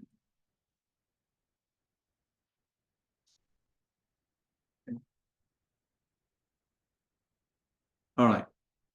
So once you understand who the stakeholders are, you need to set the stage to start interviewing them and understanding what is they're looking for, right? So when you think around interviewing, right, there are 3 steps into it, right? The first one is prepare. Second one is conduct, and the third one is review. Oftentimes, people get the list and says, oh, I need to go talk to the users, employees, right? That's going to yield a disaster results. You got to be prepared, right? So first, it's part of the interview. You need to first figure out who all I'm going to talk, what role they're going to play, why I'm talking to this person, how long I need to talk to this person, how I would talk to them. Is it face-to-face? Is it over the phone? Is it over the Zoom? Or is it something that I'll send an email? Here, can you answer me all these questions and do that? You need to understand it is what is your mode of interaction is going to be. Then the second part on the prep is, what are the questions I'm going to ask it? Okay. Once you do that, then the actual phase comes into the conduction, right? The actual day event comes, you talk to them. And when you talk to them, it's important that you really understand what is the structure, what is the order you're going to conduct that interview in. You also need to listen, right? During that interview, you need to clarify if there's something they say that you don't understand it. And you need to also validate and verify what they say that. Okay. Once you finish that interview, then you need to go back, review your notes, and based on the notes, you need to build the requirements. Okay, and some of them may result in some actions and decisions that you needed. So they may require follow-up, right? Hey, I needed this, but they said they don't know how to do it. Go talk to the payment department, how they collect the payment, right? All we do it is, we know that we just talk to them and they collect the payment and says, yeah, you can release the order, right? So those becomes an AR action items that you need to follow. Okay. There are different techniques that you use it, right? Interview is one of the techniques. So it's an important for you also to understand which technique you apply when. Right. So typically you try to interview when you're looking into the details, you're looking into specific, how do you do this? Right? Or how do you anticipate that you will do this thing? Also, you want to like it's talk to interview when you're looking for subject matter experts. This is exactly how you do it, right? So when you're looking for a specific individuals who are experts, who have a knowledge, that's what you want to start getting into it. Also, a lot of times you do an interview when you want to get a little bit different opinions on it, right? So for example, like it's when you talk about into custom creation, right? You talk to the employees, right? You want to talk to the employees who are dealing with the vendors. And you want to also talk to the employees who are dealing with the customers. And you want to talk to the employees who are actually creating those custom gifts.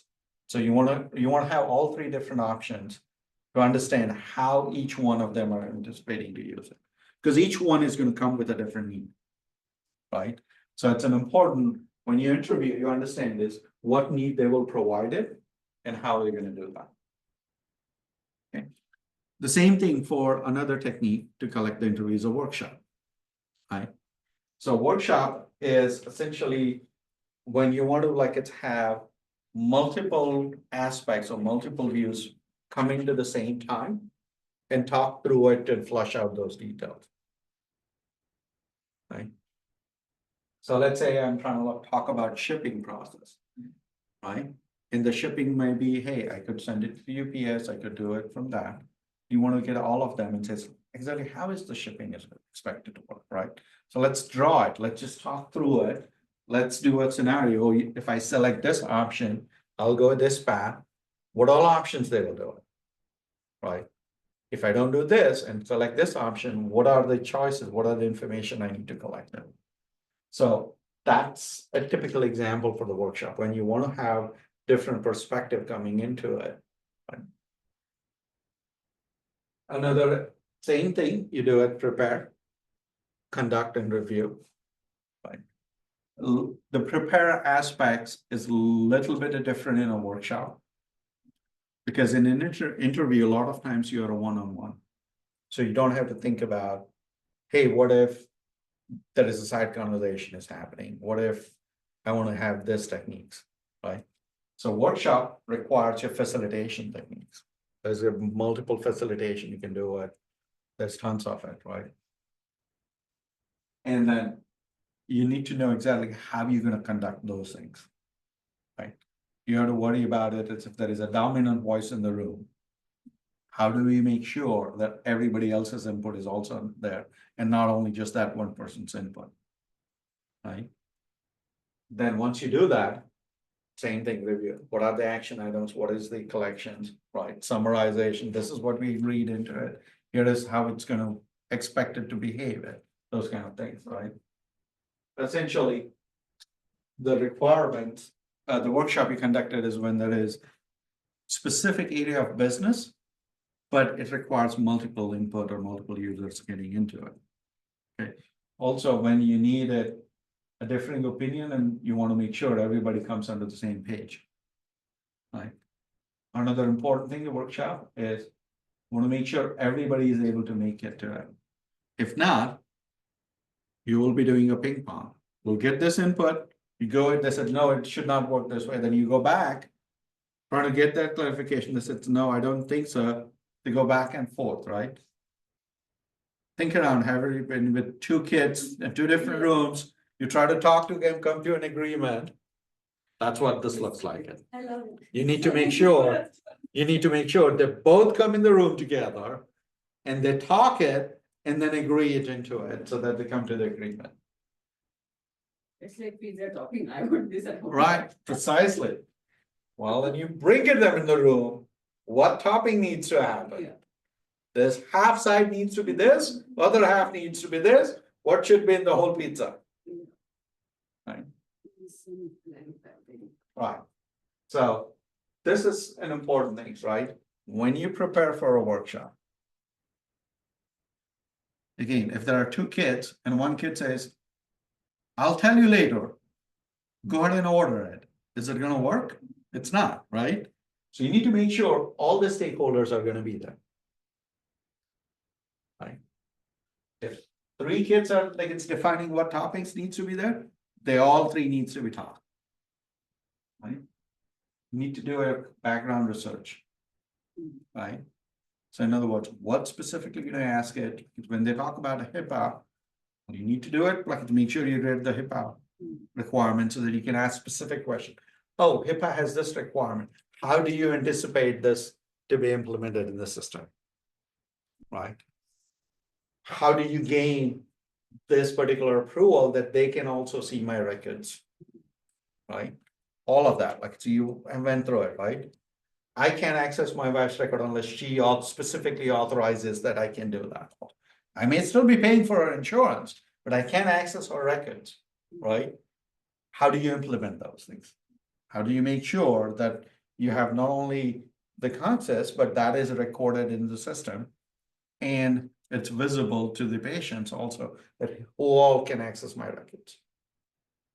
So in case of PHN, if we are planning for a workshop, so like Ohio Department of Health, county people, ABC, XYZ, these will be the stakeholders? Stakeholders, right? But then you also need to read it, what are the regulations that you need to follow it, right? That's a background research, that's background things that you need to think through it. Okay.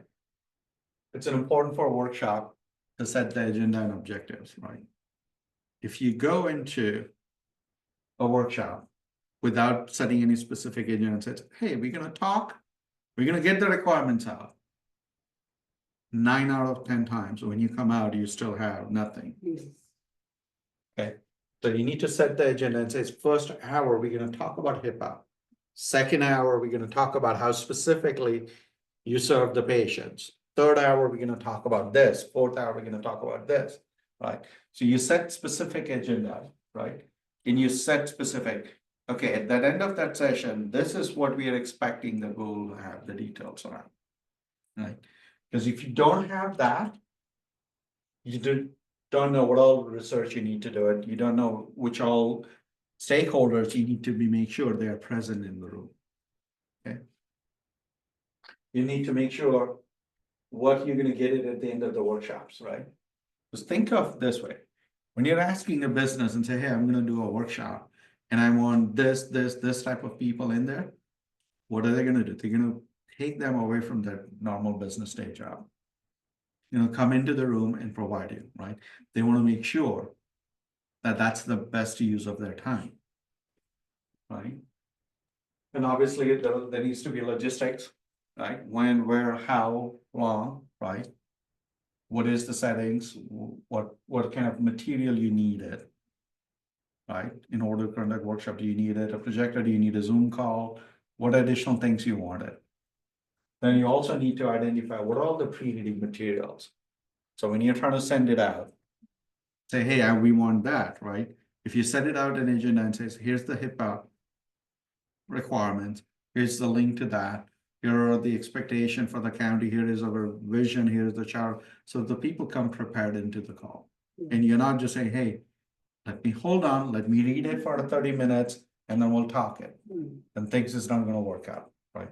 So doing a workshop compared to an interview requires a little bit more time for you as a business analyst to make sure you're preparing it for it successful.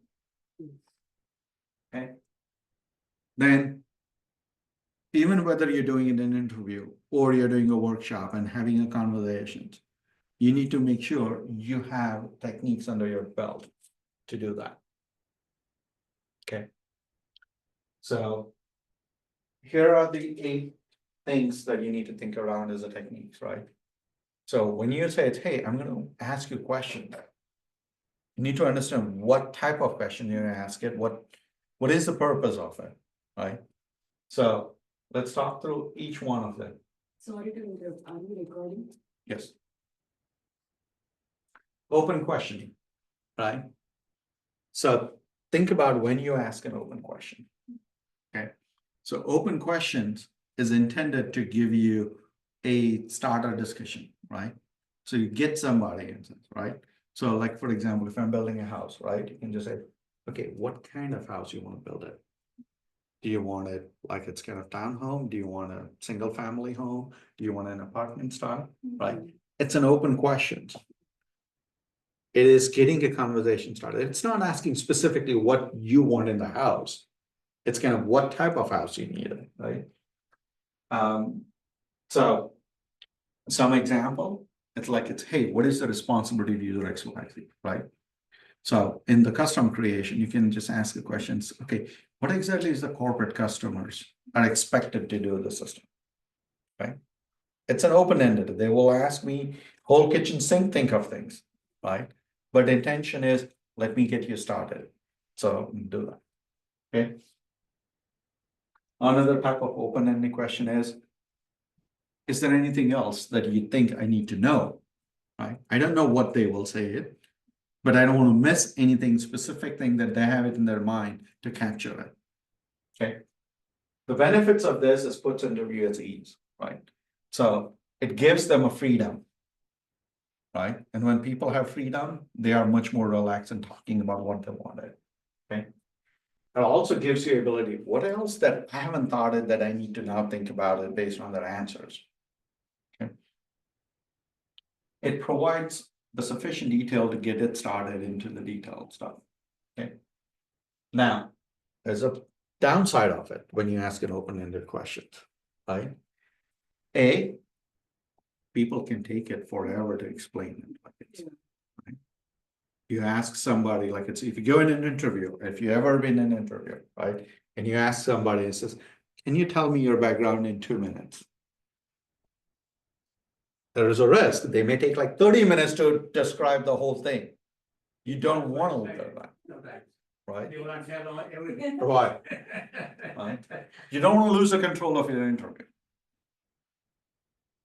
Okay, that means you don't want them to dictate how things goes. You want to drive the agenda that you want them to stick around and put the boundary around it, right?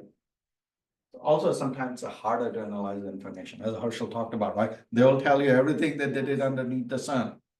Well, how much of that is relevant to what I'm trying to do? It, right? Becomes a little bit harder to analyze that. Also, it's a role. Often it's a low reliability of the data. They want to do all of those things, but do they really even have a detail of how they want to do that? It's a wish list. It's not necessarily what needs to be done. It's what is their ideal world. Okay.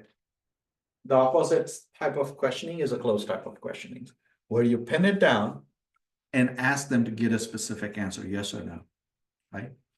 Do you want a single standalone house, Mhm. or do you want a township type of house? Yes or no? I'm not expecting you to give me a lot of different answers. Tell this or that, right? So essentially, when you limit the world of their answers to a specific set, right? It could be yes or no, it could be one of the 5 things, right? When you limit it, that's a close questioning, because you're asking them specific thing and you're expecting specific thing. Okay. For example, right? When you're putting an order, do you put a shipping address or you put a billing address? This or that? There's nothing else. There's no third option. Okay. Do you want only the zip code?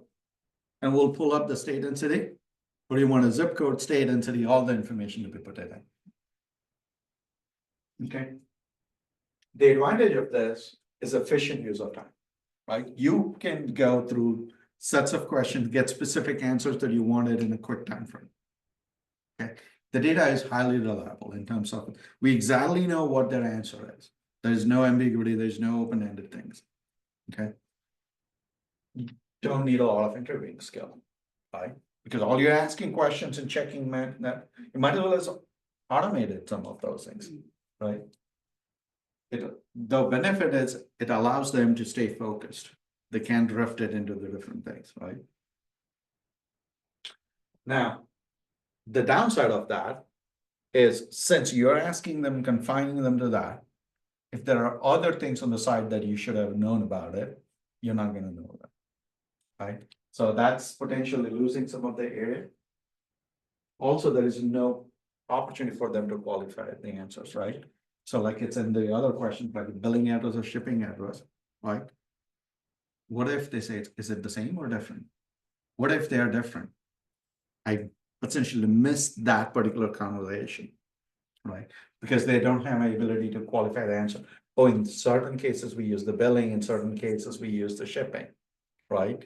Or we need to use both. Billing for the payment sending, shipping is where the order needs to go. So I need to have both. So you miss all of those conversations. The third type of thing is a probing questioning. Okay. So this one is trying to get into the details, right? So you may start with an open question. The user gives some information, and then you utilize probe questioning to get into the details of that thing, right? So don't think about any one of those techniques. You use only one or the other. You just need to be aware of all of them, and depending on the situation and the things that you want to know, you pick one or the other options to ask that, right? So this is type of things it comes into is how often this happens. They said, hey, usually they do it, provide a shipping address. Let's talk about it. When do they provide shipping address? When do they provide billing address, right? So now I'm probing it into it. It's essentially, and they say, hey, it happens often. Well, how often? It's once a week, once a month, once a day. Let's talk about it, right? When you start asking those questions, those are probe questions. You're getting into the details, you're getting into the intrinsics of how those things needs to be expected to work, right? It gives you more insight into the data, right? It also enables you to build a relationship with whoever you're talking about is, hey, they're genuinely interested in knowing how I do it and not just check marking at things, right? So the more the conversation will happen, they will give you more insight into what are the pain points? So you can articulate those things specifically and how you're gonna address on those solutions. Okay. The only thing is, depending on your meaning and the demeanor and how you ask the questions, sometimes you may become as a commanding or threatening. And whenever people feel that, you know, say, okay, I'm gonna tell you what you want to know. That's it. I'm not gonna talk about, I'm not gonna do anything. Right? So a lot of times, the business analysis is also a people skill that you need to master it and then talk through it as you go through it. Okay. One of the other technique that you use it is paraphrasing, right? So it's a technique to clarify based on what you hear it. Also, it's a technique that what you heard in between the lines. Explicitly saying, did you mean this? Right? So you take out that implications and get the clarity around it, and then you do the paraphrasing, right? It also gives you the ability to do it is that whoever you're talking to it, they get the senses that like this person really listening to me and trying to understand it and really getting what I'm trying to tell them, right? So they are not just going through what is the next question I'm going to ask it? What is the next question I'm going to ask it? They are interested in listening to me and then understanding it and changing things based on what they hear. Okay. Then there are 6 integrated, right? So we talked about this. This is the curiosity builder, right? Who, what, why, when, what, where, all of those things you need to put into it, right? So we talked about it is when do they ask for a shipping address? Well, when they receive the confirmed payment, at that point, they'll ask for shipping address, right? Or when do they ask it is what is the preferred shipping method is going to be, right? So all of those things you need to get into that. So as you go through it, with the combination of open, close, paraphrasing, and a probe questioning, you utilize this integratives to do that. So it's like combination of all, like open, Right. close. So think about it, right? It's not like It's- only specific. It's not one or the other, Yeah. right? It's essentially based on information you're trying to do it. That's why the business analysis is a skill, right? It's a people skill. That you want to see it. And that's why you rarely just shoot it off in an email in the first time interaction and says, answer this 50 questions. Because you're not looking at their reactions, you're not looking at their body language and understanding it is what it needs to have. It's most of the time, it's more of a conversation, right? And you have to extract out from what they are saying, and paraphrasing is the most Right. common technique. But that's the most helpful one that I would say. Right? So it's an important, right? So think about it, right? That's where the preparation part of interview and a workshop comes into the play. Is what questions I want to ask it, how I want to ask it, how I want to compile that information, how I'm going to connect the dots, why I'm asking those questions. All of those things comes into part of preparation. Yeah, and one thing I want to add, right? So let's say you are given a project of financial system and you have no idea, and you're gonna talk to the user, you have no clue what they are talking about. So you have to read upon it. That's the research part. Like a PhD project, you have no clue, right? But if you are not in medical field, you may not know it. So you ask the user, hey, can you give me some background? Maybe you sit down with the users. Some of those techniques you can leverage for, they will send you, hey, go read this document, Right. maybe that gets you some understanding. And so. A lot of times also, it's just an observation. Hey, can I just spend a day in your system, in your office, so that I can observe it, how all those things are happening, so that I can prepare all those questions. Yeah, I mean, I literally, I used to go with the AP, the meter reading guys to understand how they are doing their processes, just to read the. Yeah, just go on the read the data. field trip, where exactly they're doing, right? So, We have no idea. right, in the Agile world or in the Japanese, there is a word called like Gemba walks. So essentially, you just go and observe it, what they're doing it, instead of asking it, right? And then you prepare it, and then you start asking questions. Okay. The 5 whys, right? This is a very useful technique, right? It's an important technique that enables you to go from a symptom to a root cause, right? Here is an example, right? If somebody just says, hey, my car is not working. Right? Is the mechanic can do anything with that? When you just simply say, my car is not working. Well, what is the problem? Right? So they're gonna just say it's, hey, why it's not working? Oh, because I think it's something is jammed. I can't shift the gear on that. That's not working. Well, why do you think it is that? I hear some crackling noise. Maybe there's some part is broken. Why do you think the part was broken? Oh, I got the maintenance minder notice. I didn't bother it. I'd still keep driving it. Well, you didn't follow the maintenance, right? Well, why? Because I didn't know what to do it, right? If I talked to my daughter, she just says, Dad, there is some sign on it, the dashboard. I said, okay, what sign? Oh, some tool sign. Well, what does it say? Right? You have to probe it in the questions. Oh, you need to do maintenance. Oh, I didn't know what I'm supposed to do. I just like it's fill the gas and drive it. Well, you need the maintenance of that. Right? So the purpose of 5 whys is like it's asking into it so that like it's you start uncovering each of the layers to really understand what is the root causes. Okay. That's an important, right? When they say, hey, they don't send it this way. Right? Or we manually enter all this information. Then you ask it, why you manually? Oh, they need it. Okay, what are they going to do with that information? What is our obligation? Why are we providing that information? Oh, how often we need to provide that information? So you get into those conversations into the 5 why analysis in order to get to the root cause. Another aspect that you need to think around it is, so this is when you get the information, but you want to like, so to get into a specific instance of the detail, then you say specifically, how do you approve the expense report, all right? Specifically, how do you schedule the appointment, right? So till then they will talk, oh, hey, we need to schedule an appointment. Well, let's get into the detail. How do you do that? Right? And what it's going to do, it is going to give you insight into what all data you need to collect it as part of that process to do that activity.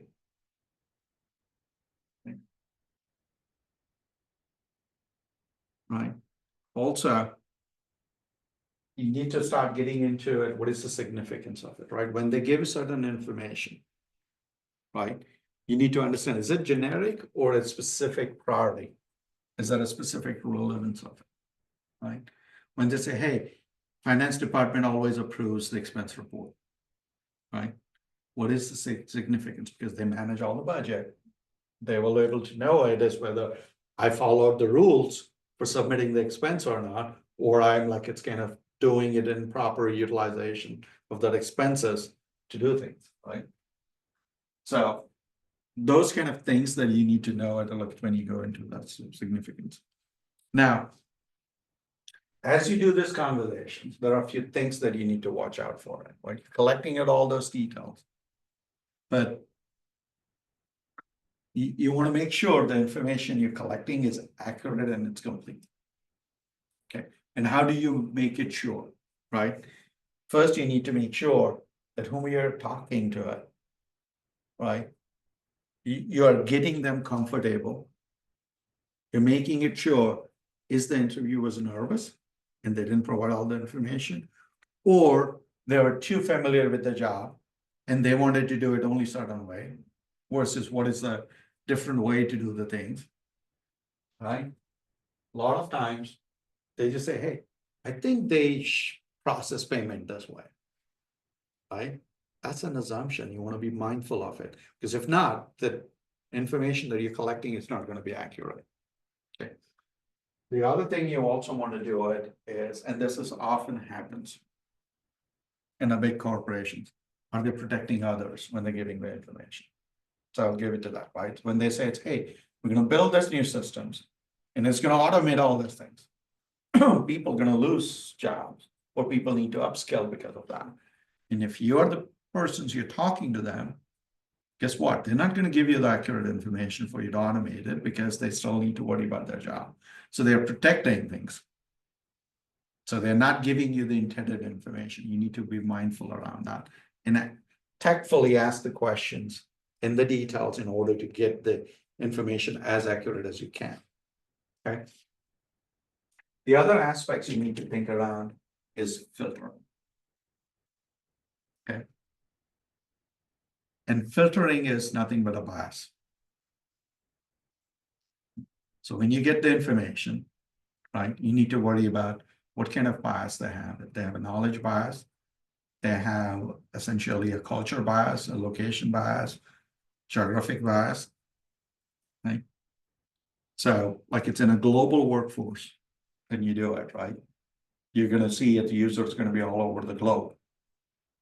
Guess what? Depending on the country and the culture you go, the behavior and the way they express things are different, right? So certain things which is kind of commonly misunderstood in US may be very clear in another location or vice versa, right? Here we will just say, you don't know, when we talk about football, right? You need to worry about filtering in the bias or geographical bias there. So if you talk about football in Europe, it's a soccer. You talk about football in US, it's an American football, right? You're trying to get the information, the same biases may be different. They may be saying the same thing two different ways, right? So when you talk about the requirements grooming, that's completely okay word in European. When you say requirement grooming in US, that's an offensive to somebody, right? So you want to be mindful around those filtering and bias as you collect it and interact with the people. The communication barriers, right? The language, right? People in Europe or in South America may not be as fluent in English, and you're trying to like it's conduct the requirement analysis in English. It becomes harder, right? So because of that, they may meant something else than what that came out to it, right? So you need to make sure you don't have those communication barriers as you talk through it.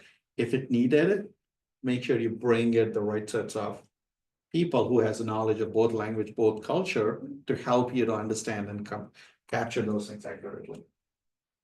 Then another aspects is listening bias. Okay.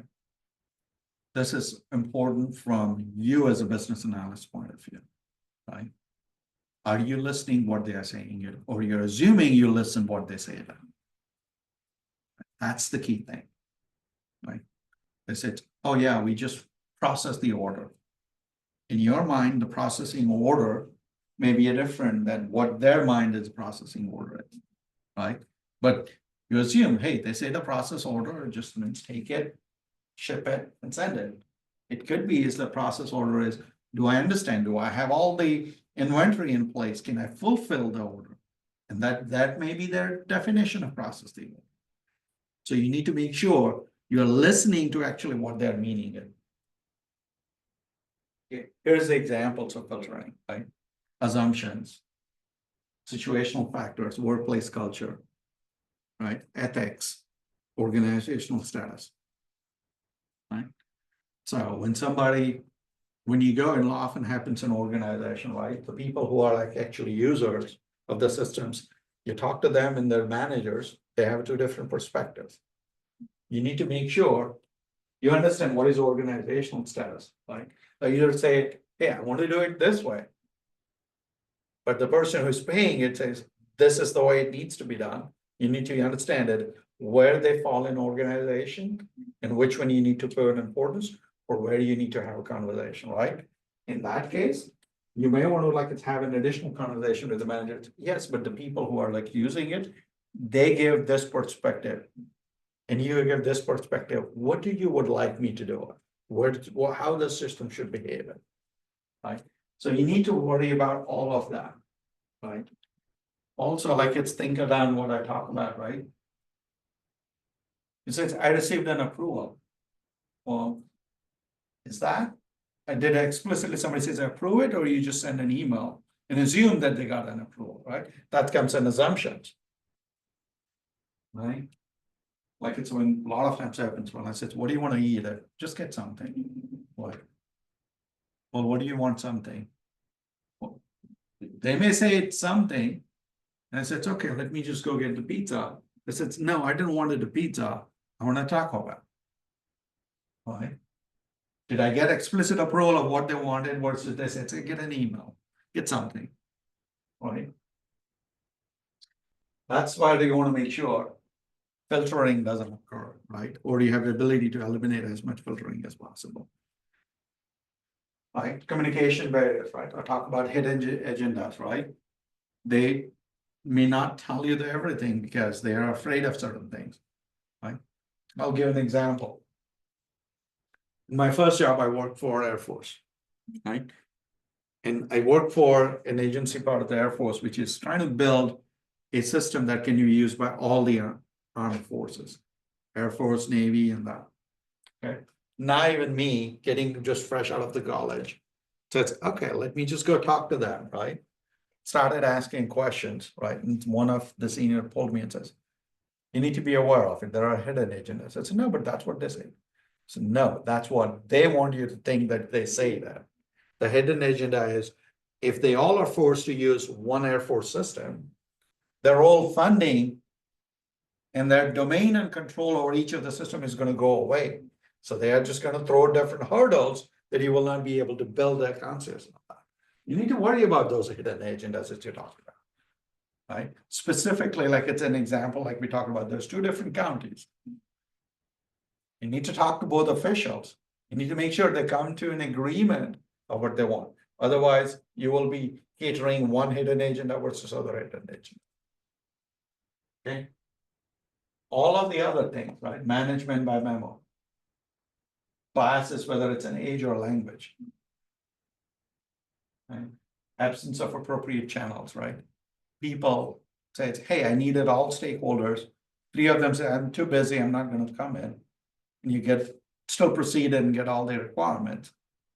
Those 3 perspectives not there. So when you're trying to build a solution, you're going to say, wait a minute, you build a solution, but doesn't mean this, that. Right?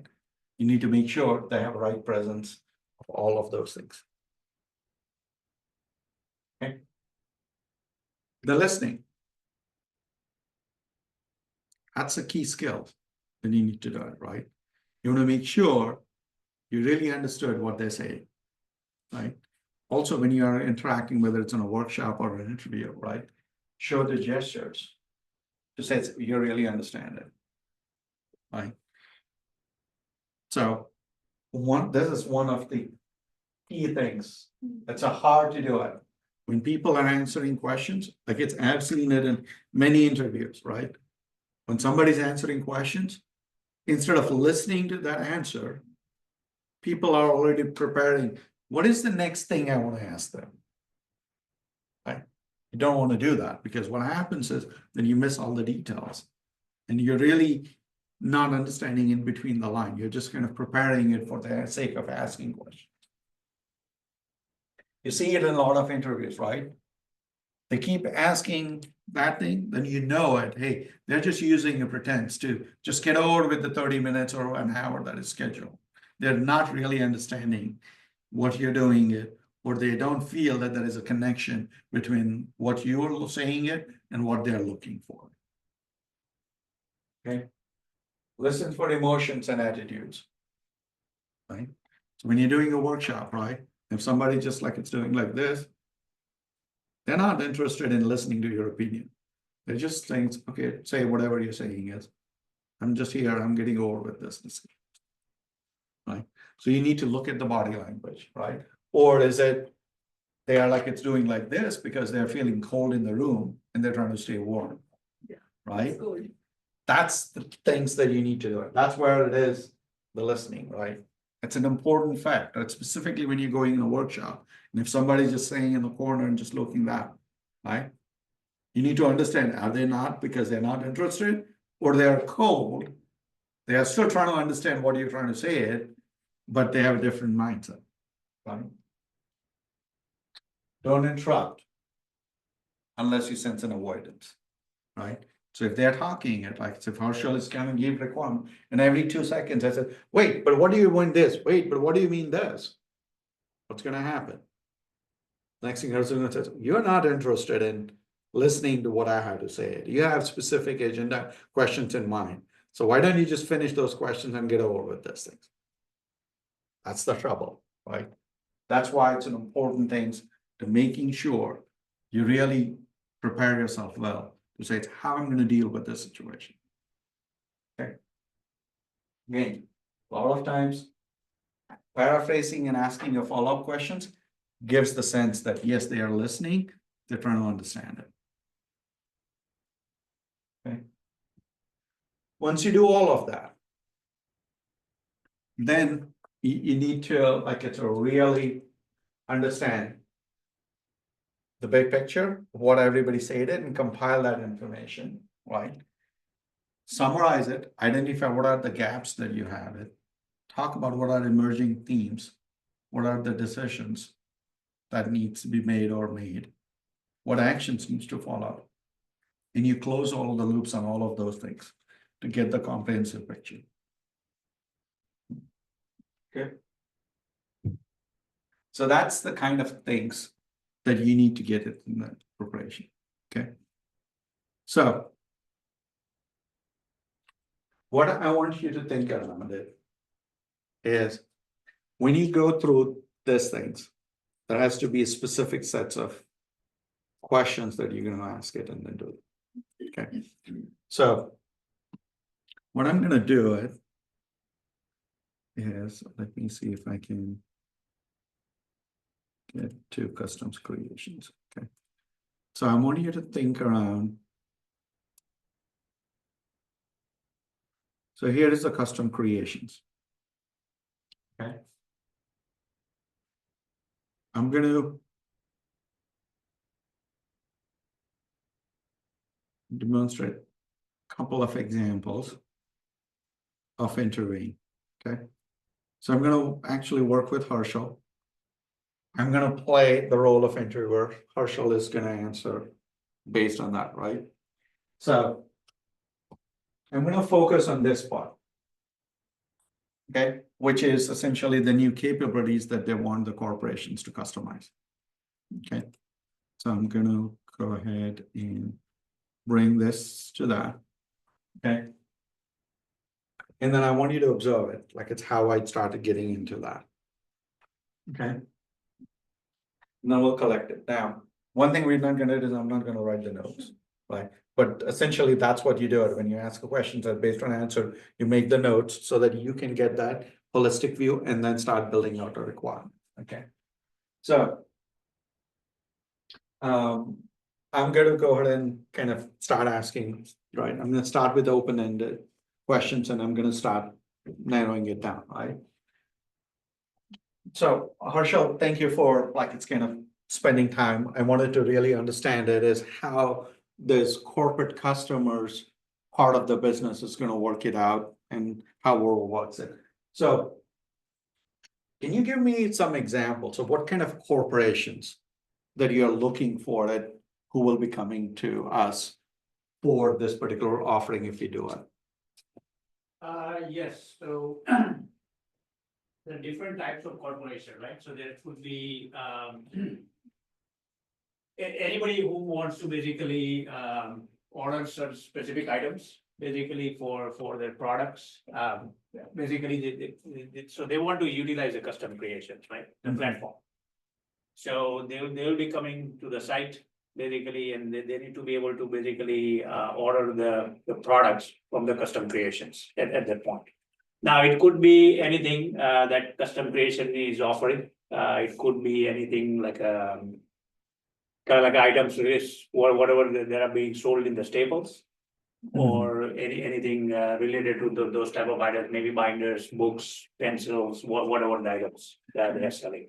Right. And they'll be ordering in the bulk, basically, bulk Okay. quantities. So there are a couple of things that I would like to know based on that, right? So when you say it could be the corporations, Yeah. right? So do you anticipate a small size corporation Yeah, small size, or a generally. big corporation? Yep, typically the small size mom and pop shops, Okay. right? Because they are the ones actually they are looking for certain things Okay. at a reasonable price, and so that's the reason they will be coming to the custom creations. Yeah. So another example you say that is that they could order or customize anything that is available. Yes. So will we be offering a catalog from the system that says, here are the items that you can customize it? And we go procure it from, let's say, Staples or Yeah, yeah, Home Depot or Target or whatever the store that comes in. So we will have a predetermined catalog for them to select it from Okay. it. To do it, and then they will customize an image and logo. yeah, Is that makes how sense, it's gonna yeah, work? that, Okay. that makes sense, because they will be looking at the wide variety of items, right? And they can pick and choose what they want to order, basically from there, Okay, yeah, depending on the quantities and so forth. Yeah. okay. So when they get into the customization aspects of it, Okay. right? Will they need to have a pre-existing relationship with us before in terms of saying, hey, it's a corporation XYZ, we will have to have a relationship so that we know it. Here are the 3 users from that corporation who can order on behalf of that corporation, or how do you anticipate that relationship to work? Yeah, generally the purchasing department from each corporation, they should have access. Basically, they will typically, their employees, basically the purchasers, they will be coming to the site and ordering depending on Okay, the needs from there. so will there be only a one, let's say, a user ID or password for that corporation's purchasing department? Or will there be also a breakdown, hey, this is a purchasing XYZ corporation, and a user A and a user B and a user C, and user A, B, C will log in separately to do their custom creations? Is that? That's how we typically see it. If somebody is on vacation, so some other users needs access, right, at that point, so there will be, could be one or more users from the corporations who is given to access to the site to order for their own companies, or for their own corporation, so it could be anybody from one of those users, could be a number of users, yeah. Now, if I'm let's say there are 2 users in a corporation, and if one user has ordered something, will I, as a second user, be able to see this, what that user has ordered from Yes, you, yes. what they have customized in the past, what kind of rates or what kind of quantities and so on? Yeah, that is important because they need to be able to view the history Okay. of their what order. The corporation level, not just the Yeah, user. corporation level, yep, but not the user level, because. Will I be able to filter it by users and corporation both, or when I look into it? Because the reason I'm asking Right. this question is Yeah. because one of the things you have mentioned it is that you will set the price based on a quantity, based on the customer loyalty and promotions, right? Right. So customer loyalty is kind of considered in terms of the quantity or how often they order it, or the volume they order it. What kind of mindsets that you have it when they say customer loyalty and promotions? Yeah, so promotion, but it all will be at the company level, right? So they'll be Okay. ordering, so because they'll be ordering different products, different items, so they all. So It you'll needs to be club all visible of those at together the for everything. company all levels, over. yeah, Okay. for that one. And so that we anticipate some type of reporting at that point as well. But in the system, if there is a way to filter out the information, who ordered what, that would be easiest thing as well. Okay. So it's a nice to have that feature. Okay. Otherwise, a report would suffice as well. And then when they say is they will be able to order an online, right? Yes. Are you anticipating it then the system will also give them a visibility in terms of what is available, or they can order online and then we will go to our vendors, let's say Staples or Target, to say, do you have that raw material quantity so that we can bring it and we can customize it? So the process wise, right? So they need to be able to submit the order online, but they need to filter the products, right? Basically, what products and what quantities, basically. So they need to be able to filter that out. So they need to be able to search and filter out. So that needs to be some type of search and filter capability. And once they submit the order, then they custom creation can go and find the best price available, basically at that time. Okay. So, yeah. All right. Okay, well, thank you. So did you guys get Yes. a sense, right? Perfect. How I build it, paraphrase it, I confirm certain things as we go through it, how I use the different techniques for it to go through it, right? So, what I want you to do it is over, I would say it's next 15 minutes. Let's just continue with this product itself, right? I want to come up with few sets of questions that you want to ask Herschel to know a little bit more around what kind of capabilities you need to build it, practice it, right? So let's say it's 11:48, right? So let's spend time till like 12:05, so it's roughly about 20 minutes. Jot down questions. Okay. And make sure you're organized in your questioning, right? Not the random questions after this, that, right? So think around what kind of techniques that you will use it, right?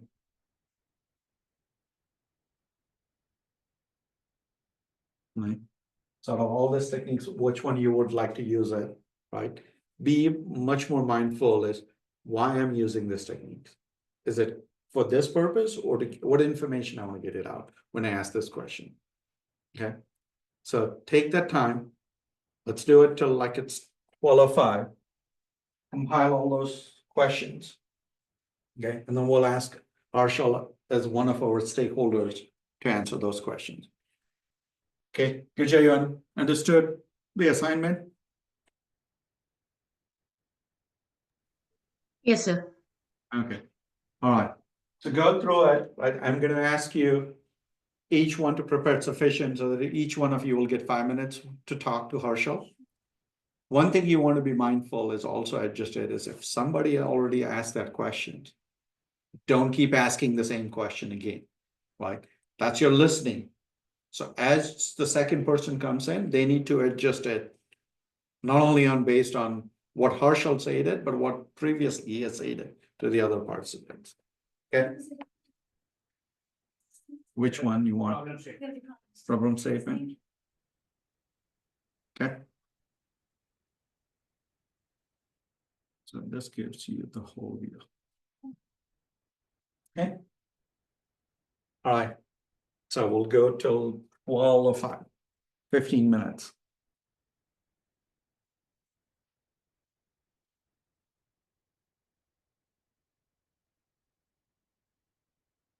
So if like we are from custom creations and then he will be the third party, like he's from the car. Harshal is your stakeholder. Okay. You are interviewing him to get the detail and understanding, fleshing out the requirements for this particular business problem. What questions you will ask him. So you are playing as a business analyst, Mhm. the role of business analyst, right? So you are the one supposed to collect the requirement and build the system.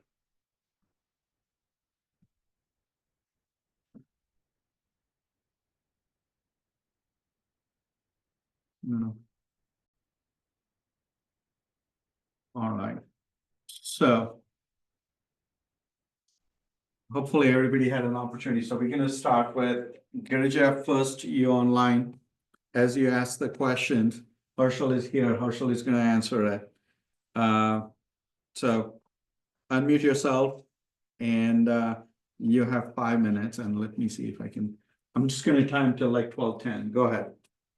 Okay. As stated here, it says that management decided to take starting orders from corporations only for you. You are like mainly focusing on the corporations, or for the like individual common people also can access the software to buy things. Girija, can you slow down a little bit, repeat your question? Yeah. It says that management decided to take orders from corporations. So is it only from the corporations, or even the common people can access the software to buy things? I think the existing functionality is there, right? The common people can already go in and put in the order right now on their website. But the new capabilities they want to add is they want the corporations to order basically certain items, basically online, and we'll work through that process. So corporations, employees, I think they'll be able to order. So you already have a software that the common people are using it. What are the problems you have with that software? So the corporation cannot access, or they find difficulties in using the software. pre-existing software. Yeah, so to think about it, right, the individual users, they have their own accounts and they can log in into the system and they can order the products, right? But there is no way to set up the corporation accounts or anything else right now. So those are the capabilities they want to add, and then the corporation will have different kind of pricing mechanism because they will be ordering in the bulk. Single person might be ordering maybe one or two, so they don't have price discount and other things, right? So they need to be able to basically set that up, whole new capability just for the corporation. Okay, one other thing that Girja, that you need to think about it is corporation have their copyrighted logos and That's information correct. that not everybody can use it as a common customers, right? Okay. Only those legal entities are allowed to use it. So you can't just go and say, hey, I want to use, let's say, Buckeye logo. Buckeye right? You logo. cannot reuse it. I have to get the permission from Ohio State before I can use it, the Buckeye logo into any of them. Think about the corporations are ordering the gifts, right? So it might be Christmas time and they wanna provide all the employees maybe a nice little $100 pants.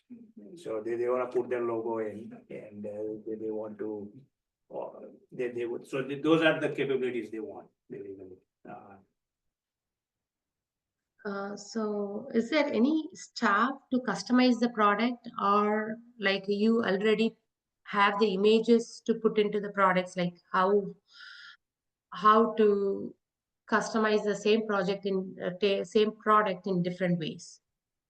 So think of it, right? So pen, maybe there's some name brand pen, which is $100, right? So if you order it, now if every corporation has their own logo, they want to put it on the pen, so they will be uploading the image, basically. And that logo will go on that particular pen.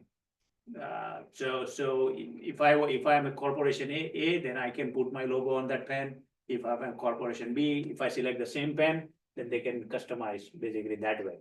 Not the actual pen functionality, but their logos and other things, they want to put it basically on the products. Yeah. Does it make sense, Girija? Yes. Okay, so let's continue it like it's now. Shanna, why don't you ask your questions on top of that? So Harshal, and then we'll just have Jayashree do that. Yeah. So, Mr. Harshal, like you mentioned, that your website and the corporate website goes to the same database, inventory, to Yes, get yes. products. Then how do you prioritize if two orders come at the same time as to who will have first pick on the inventory? So there will be folks working, so we'll hire more people, right? To basically to manage basically the order. Everybody takes the same priority, right? But it's just matter of basically whoever's order comes in first, obviously that would be the channel. They'll be receiving it basically, it will be processed in that same order. So if the order, somebody puts, if the normal user puts an order, then their order will get processed as well. Sure. Yeah. One of the highlights you want to mention is that it is convenient in terms of shipping. Like you want shipping, you want to ship it to point number 6. The premium delivery will be shipped to any place in Yes. 1 week. Mhm. When you spoke to your shipping partners, do you have a criteria that the customer should meet in terms of zip codes, or is it given that any zip code the shipping partner is able to ship it? As long as they are in the United States, basically, they should be able to get shipped. Now, remember, the way the shipping will work, when the customer is putting the order in, they will be, they will also select what type of shipping they want. Is it a premium shipping, or is it a normal standard shipping, or whatever it is? So based on that, the pricing will be adjusted as well for the customer to pay. Sure. And when would you like the customers to see promotional details? Like you said, if it is a returning customer, somebody who is getting more orders, you want to give some promotion. Where would you like the customers to see? If I'm a corporate, if I come into your website, Yep. where do you want me to see that? Like, should it be like, say, a gift hamper and you have a tag which he or she clicks, and then you say, oh, buy 10 to get 2 free or at a discounted price, or what are your thoughts? Yeah, so generally, I mean, if they are ordering certain quantities, right? If they're based on some algorithm that runs in the background, right? When somebody from that company logs in, obviously they will see right there that they have a certain 10% discount or 20% discount available basically at that point. And they'll be able to select that, apply that discount promotion code while they are and ordering the product. Sure. There you go. Like you told Mr. Dilip that you have a catalog that is in place. Would you anticipate this catalog to be a permanent one, or if it changes, how often does It will be change? online catalog. Sure, but is it like a permanent catalog, like these 10 sets of things that you do? Or if it is changing, how often do you change so that the customer can keep something in mind that, oh, this is only 2 weeks fashion? Should I? So the order- catalog, right? The catalog is about the products Okay, that the yes. custom creation offers for customizations, Correct. right? So if they add new products, Mhm. then it will be available to any customer, basically, whoever wants to order that new product as well. Okay, so then other than that, the standard catalog stays the way it is on the website always. So if I may rephrase your question, right? Do you anticipate the year-round product, or do you anticipate some seasonal product also that will be available for a certain duration of the year? Yes, like a Christmas time, right? I mean, there'll be certain, the high in demand items, right? Or Okay. what are the most popular items, so they can add that during only that certain time as well, yeah. But those type of Is products, that what you were Yes, trying to yes. ask? yeah, certainly, yeah. Okay. Go ahead, you done with your questions? All right. Okay. Go ahead, Jayshree. I actually misunderstood the theme. I thought like I am the BA and I'm going to the corporate person liaison or a stakeholder, and I'm asking if it's like a Christmas or New Year gift they want to give. So I did very like basic thing, like, you know. So that's a specific example so that you can think Yeah. around it, right? So typically it's a marketing, right? But then you want to be able to code that into the system to enable, right? So it might still be valid. So go ahead and ask that questions. So like, it's like very basic, like, Mr. Harshal, can you please let me know, like, for how many employees you want to give these customized gifts?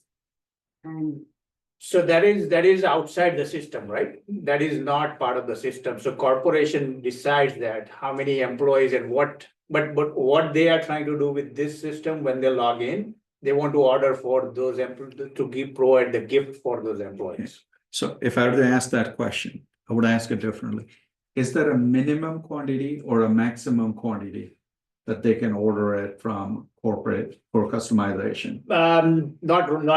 We don't think that's needed, minimum quantity. So that as long as they're able to As do long as one, they are able to pay for fine. it and okay. we should be able So to. they could order like 1,000 1,000 quantity, on the because it's a same big thing. corporation, they should be able to handle, because they might have 5,000 employees, they wanna provide a gift. Okay.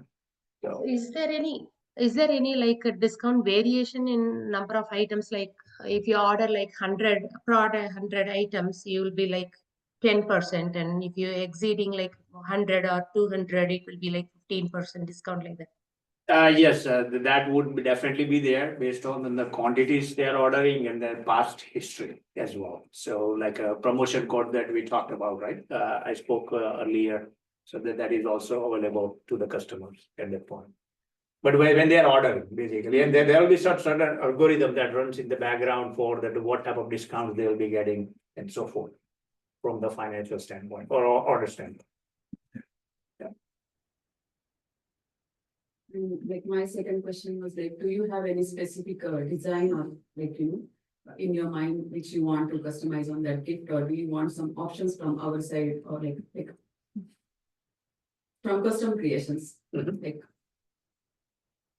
Design in So what she's trying to ask it is, will you offer it like it's a different design options? Like it's a- I mean, that shows would be available. logos Where you wanna depending put your different- logos and so forth, like in the front, back, maybe there are ordering hats, who knows, right? So you will have logo on the front, on the back, wherever so they'll be able to select that online, basically, where they want to put that logo in. On the products. yeah, and it's like when you want the delivery and where you want the delivery. It was like, I went up very basic, so. Yeah, so think of it when you're asking questions.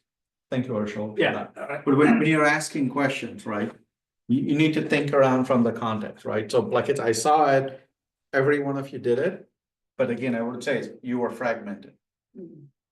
right? You can't be in a fragmented, you can't just do a kitchen sink of answering the questions, right? So like it's things like there are some things that they already kind of specify, right? Think that like it's, hey, it's gonna be based on a quantity. they already specified that they want that capability, right? So that you want to ask the questions more on a specifically when you say quantity, is there a tier quantities that you want to do it? Or how often your pricing team will set the price? Is it going to change so often so that it's going to be special promotions in addition to those quantities, in addition to loyalty? As he said, that's algorithm, right? Ask the detail. That's like it's how do you anticipate those algorithms to be work? Because you have to specify what those algorithms will be in a requirement so that your system team, which is implementing it, can implement that. Right? So when you go into that, you specifically ask, hey, I want to do focus on how customers' ability to the order online, right? So you just ask the questions, okay, when they will be ordering online, do you have specifically what the process will work it for them and at what point they will customize it, right? Will they be able to pick it up based on selection that what you offered it and says, I wanted to like it's a notebooks to be customized. Well, then they will pick the notebooks, you will have all the sizes and based on a quantity and a price. So it's the price of notebooks and the quantities that you will customize or discount on it. Or you will say it's okay, it's a $10 notebook. You put it essentially an image on it and customization cost is $3 on each. So you will give like it's a discount on those $13, or you will give a discount only on those $3 that you get 10% discount on that. Because you still have to pay for that $10 book, right? So you get into those kind of conversations to get into it, to understand it. Is the discount price on the total cost of the customized item, or the discount price is on the customization aspect of the price? Right? Yeah, and so if you really look at it, right, there are different processes here, right? So one is ordering process, the customer who is an order, right? Right. Second one is a shipment process.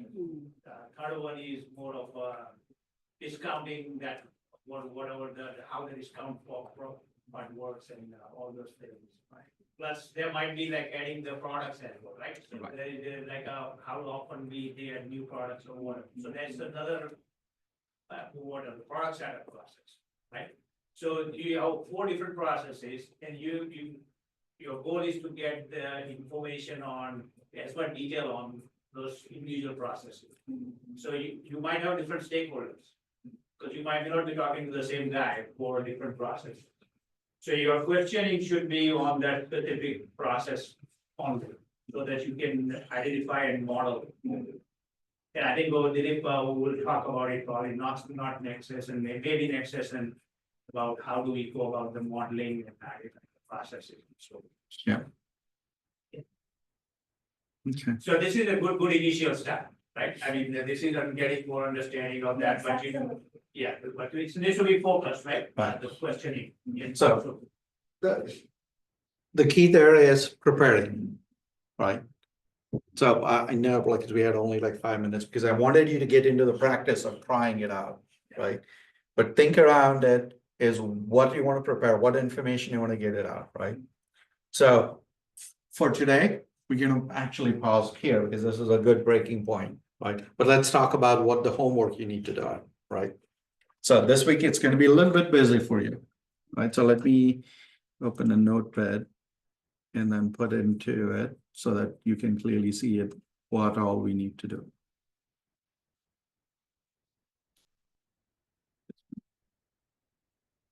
Everything is hidden underneath this. Okay. So we already talked about first thing is update your stakeholder map, right? For the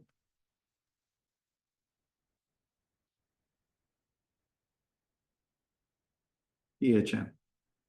Okay. Second thing Herschel is going to send you out is a problem statement called RFLON, right? What you need to do it for that, create a stakeholder map.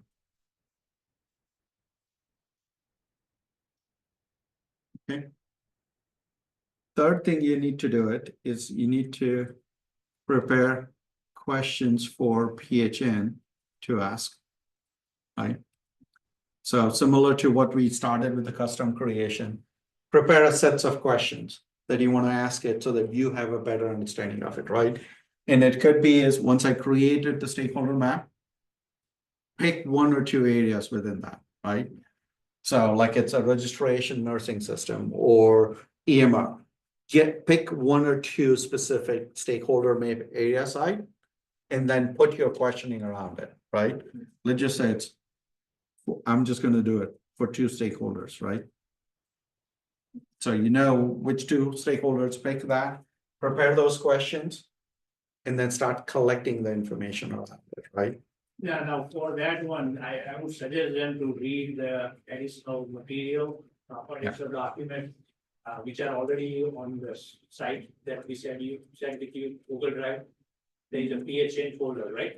So just look at, go through as many as the document, just to understand what they are trying to do with the system. So that gives you some background to help you Right. prepare for the question. So the first two, we definitely wanted to get it done for Thursday's call, right? So you should be able to share it and do through that, right? Also, read the material, start building your questions, right? If you're ready for Thursday, it's great. If you need an additional time, when we meet next Sunday, we would anticipate you to be asking those questions to Herschel, start collecting that information, and use that information for the additional things that we're going to build it over the next week, right? We're going to talk about the context diagram and process diagram. So make sure you understand what you're asking it and why you're asking it and what context you're going to ask it. Okay. Any questions, Girija? No, sir. All good. All good? Mm-hmm. Any questions here in the room? And yes, the artwork problem statement is also there, okay, in the artwork Google Drive.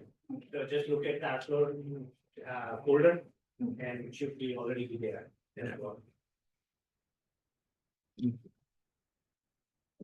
So think around custom creation in Rflow. It's giving you ability to just exercise it and understand the process.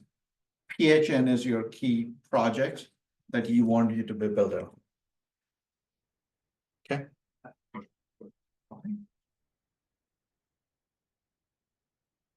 Nothing else. I think as we can break it down. Part of the reason why we're able to pace it a little bit faster because we have only like 3 or 4 students. So the amount of the questions and amount of time that we need to spend it shrinks it a little bit. So. Otherwise, we'll see everyone on Thursday at 6:30. Yes, thank you. I'm seeing offline about the financing auto repairs. Am I right? Yes, that's the right one. Okay. Thank you. Girija, do you have a minute? Can you just hold on? Yeah, sure. So Girija, do you have availability on any Saturday before, after 13th. after 13? So either Saturday on 29 or 5th. This Saturday is 29, yes. No, not this Saturday. Oh. April? Yeah, sorry, April. What date we are talking about? Actually, April 12 is Saturday. Herschel, if she has ability on this Saturday, Yes, you see here April 12. Do you have availability on April 12, Girija? April 12? Yes, Oh, April 12 is fine for me. Okay, April 12 is. will that work? Actually, I'm not able to attend class in that week. Oh, she will be out on that 13th weekend. Oh, okay, so then we Sorry. can do that. You want to do it on 19th? Is April 19th work for everyone? 1926. 19th or 26th? Yes, Okay. I'm Okay. okay on those days. 19 and 26, right? Yeah. Can I get back to you as soon as I reach home? Yeah. I don't have my Yeah, that's fine. That's schedule, fine. family schedule, yep. just That's to make fine. sure I give you right information. Yeah. We'll ask you again on Thursday. How about Yeah. that? I'll keep that on my. Yeah, update on Thursday. The reason is like it's the 6th April, we will not be having a class. So we're just trying to like it's make sure that how we kind of like we'll do one of the Saturdays to compensate on that. So on 6th, we won't have class? On 6th of April, we will not have a class. Okay.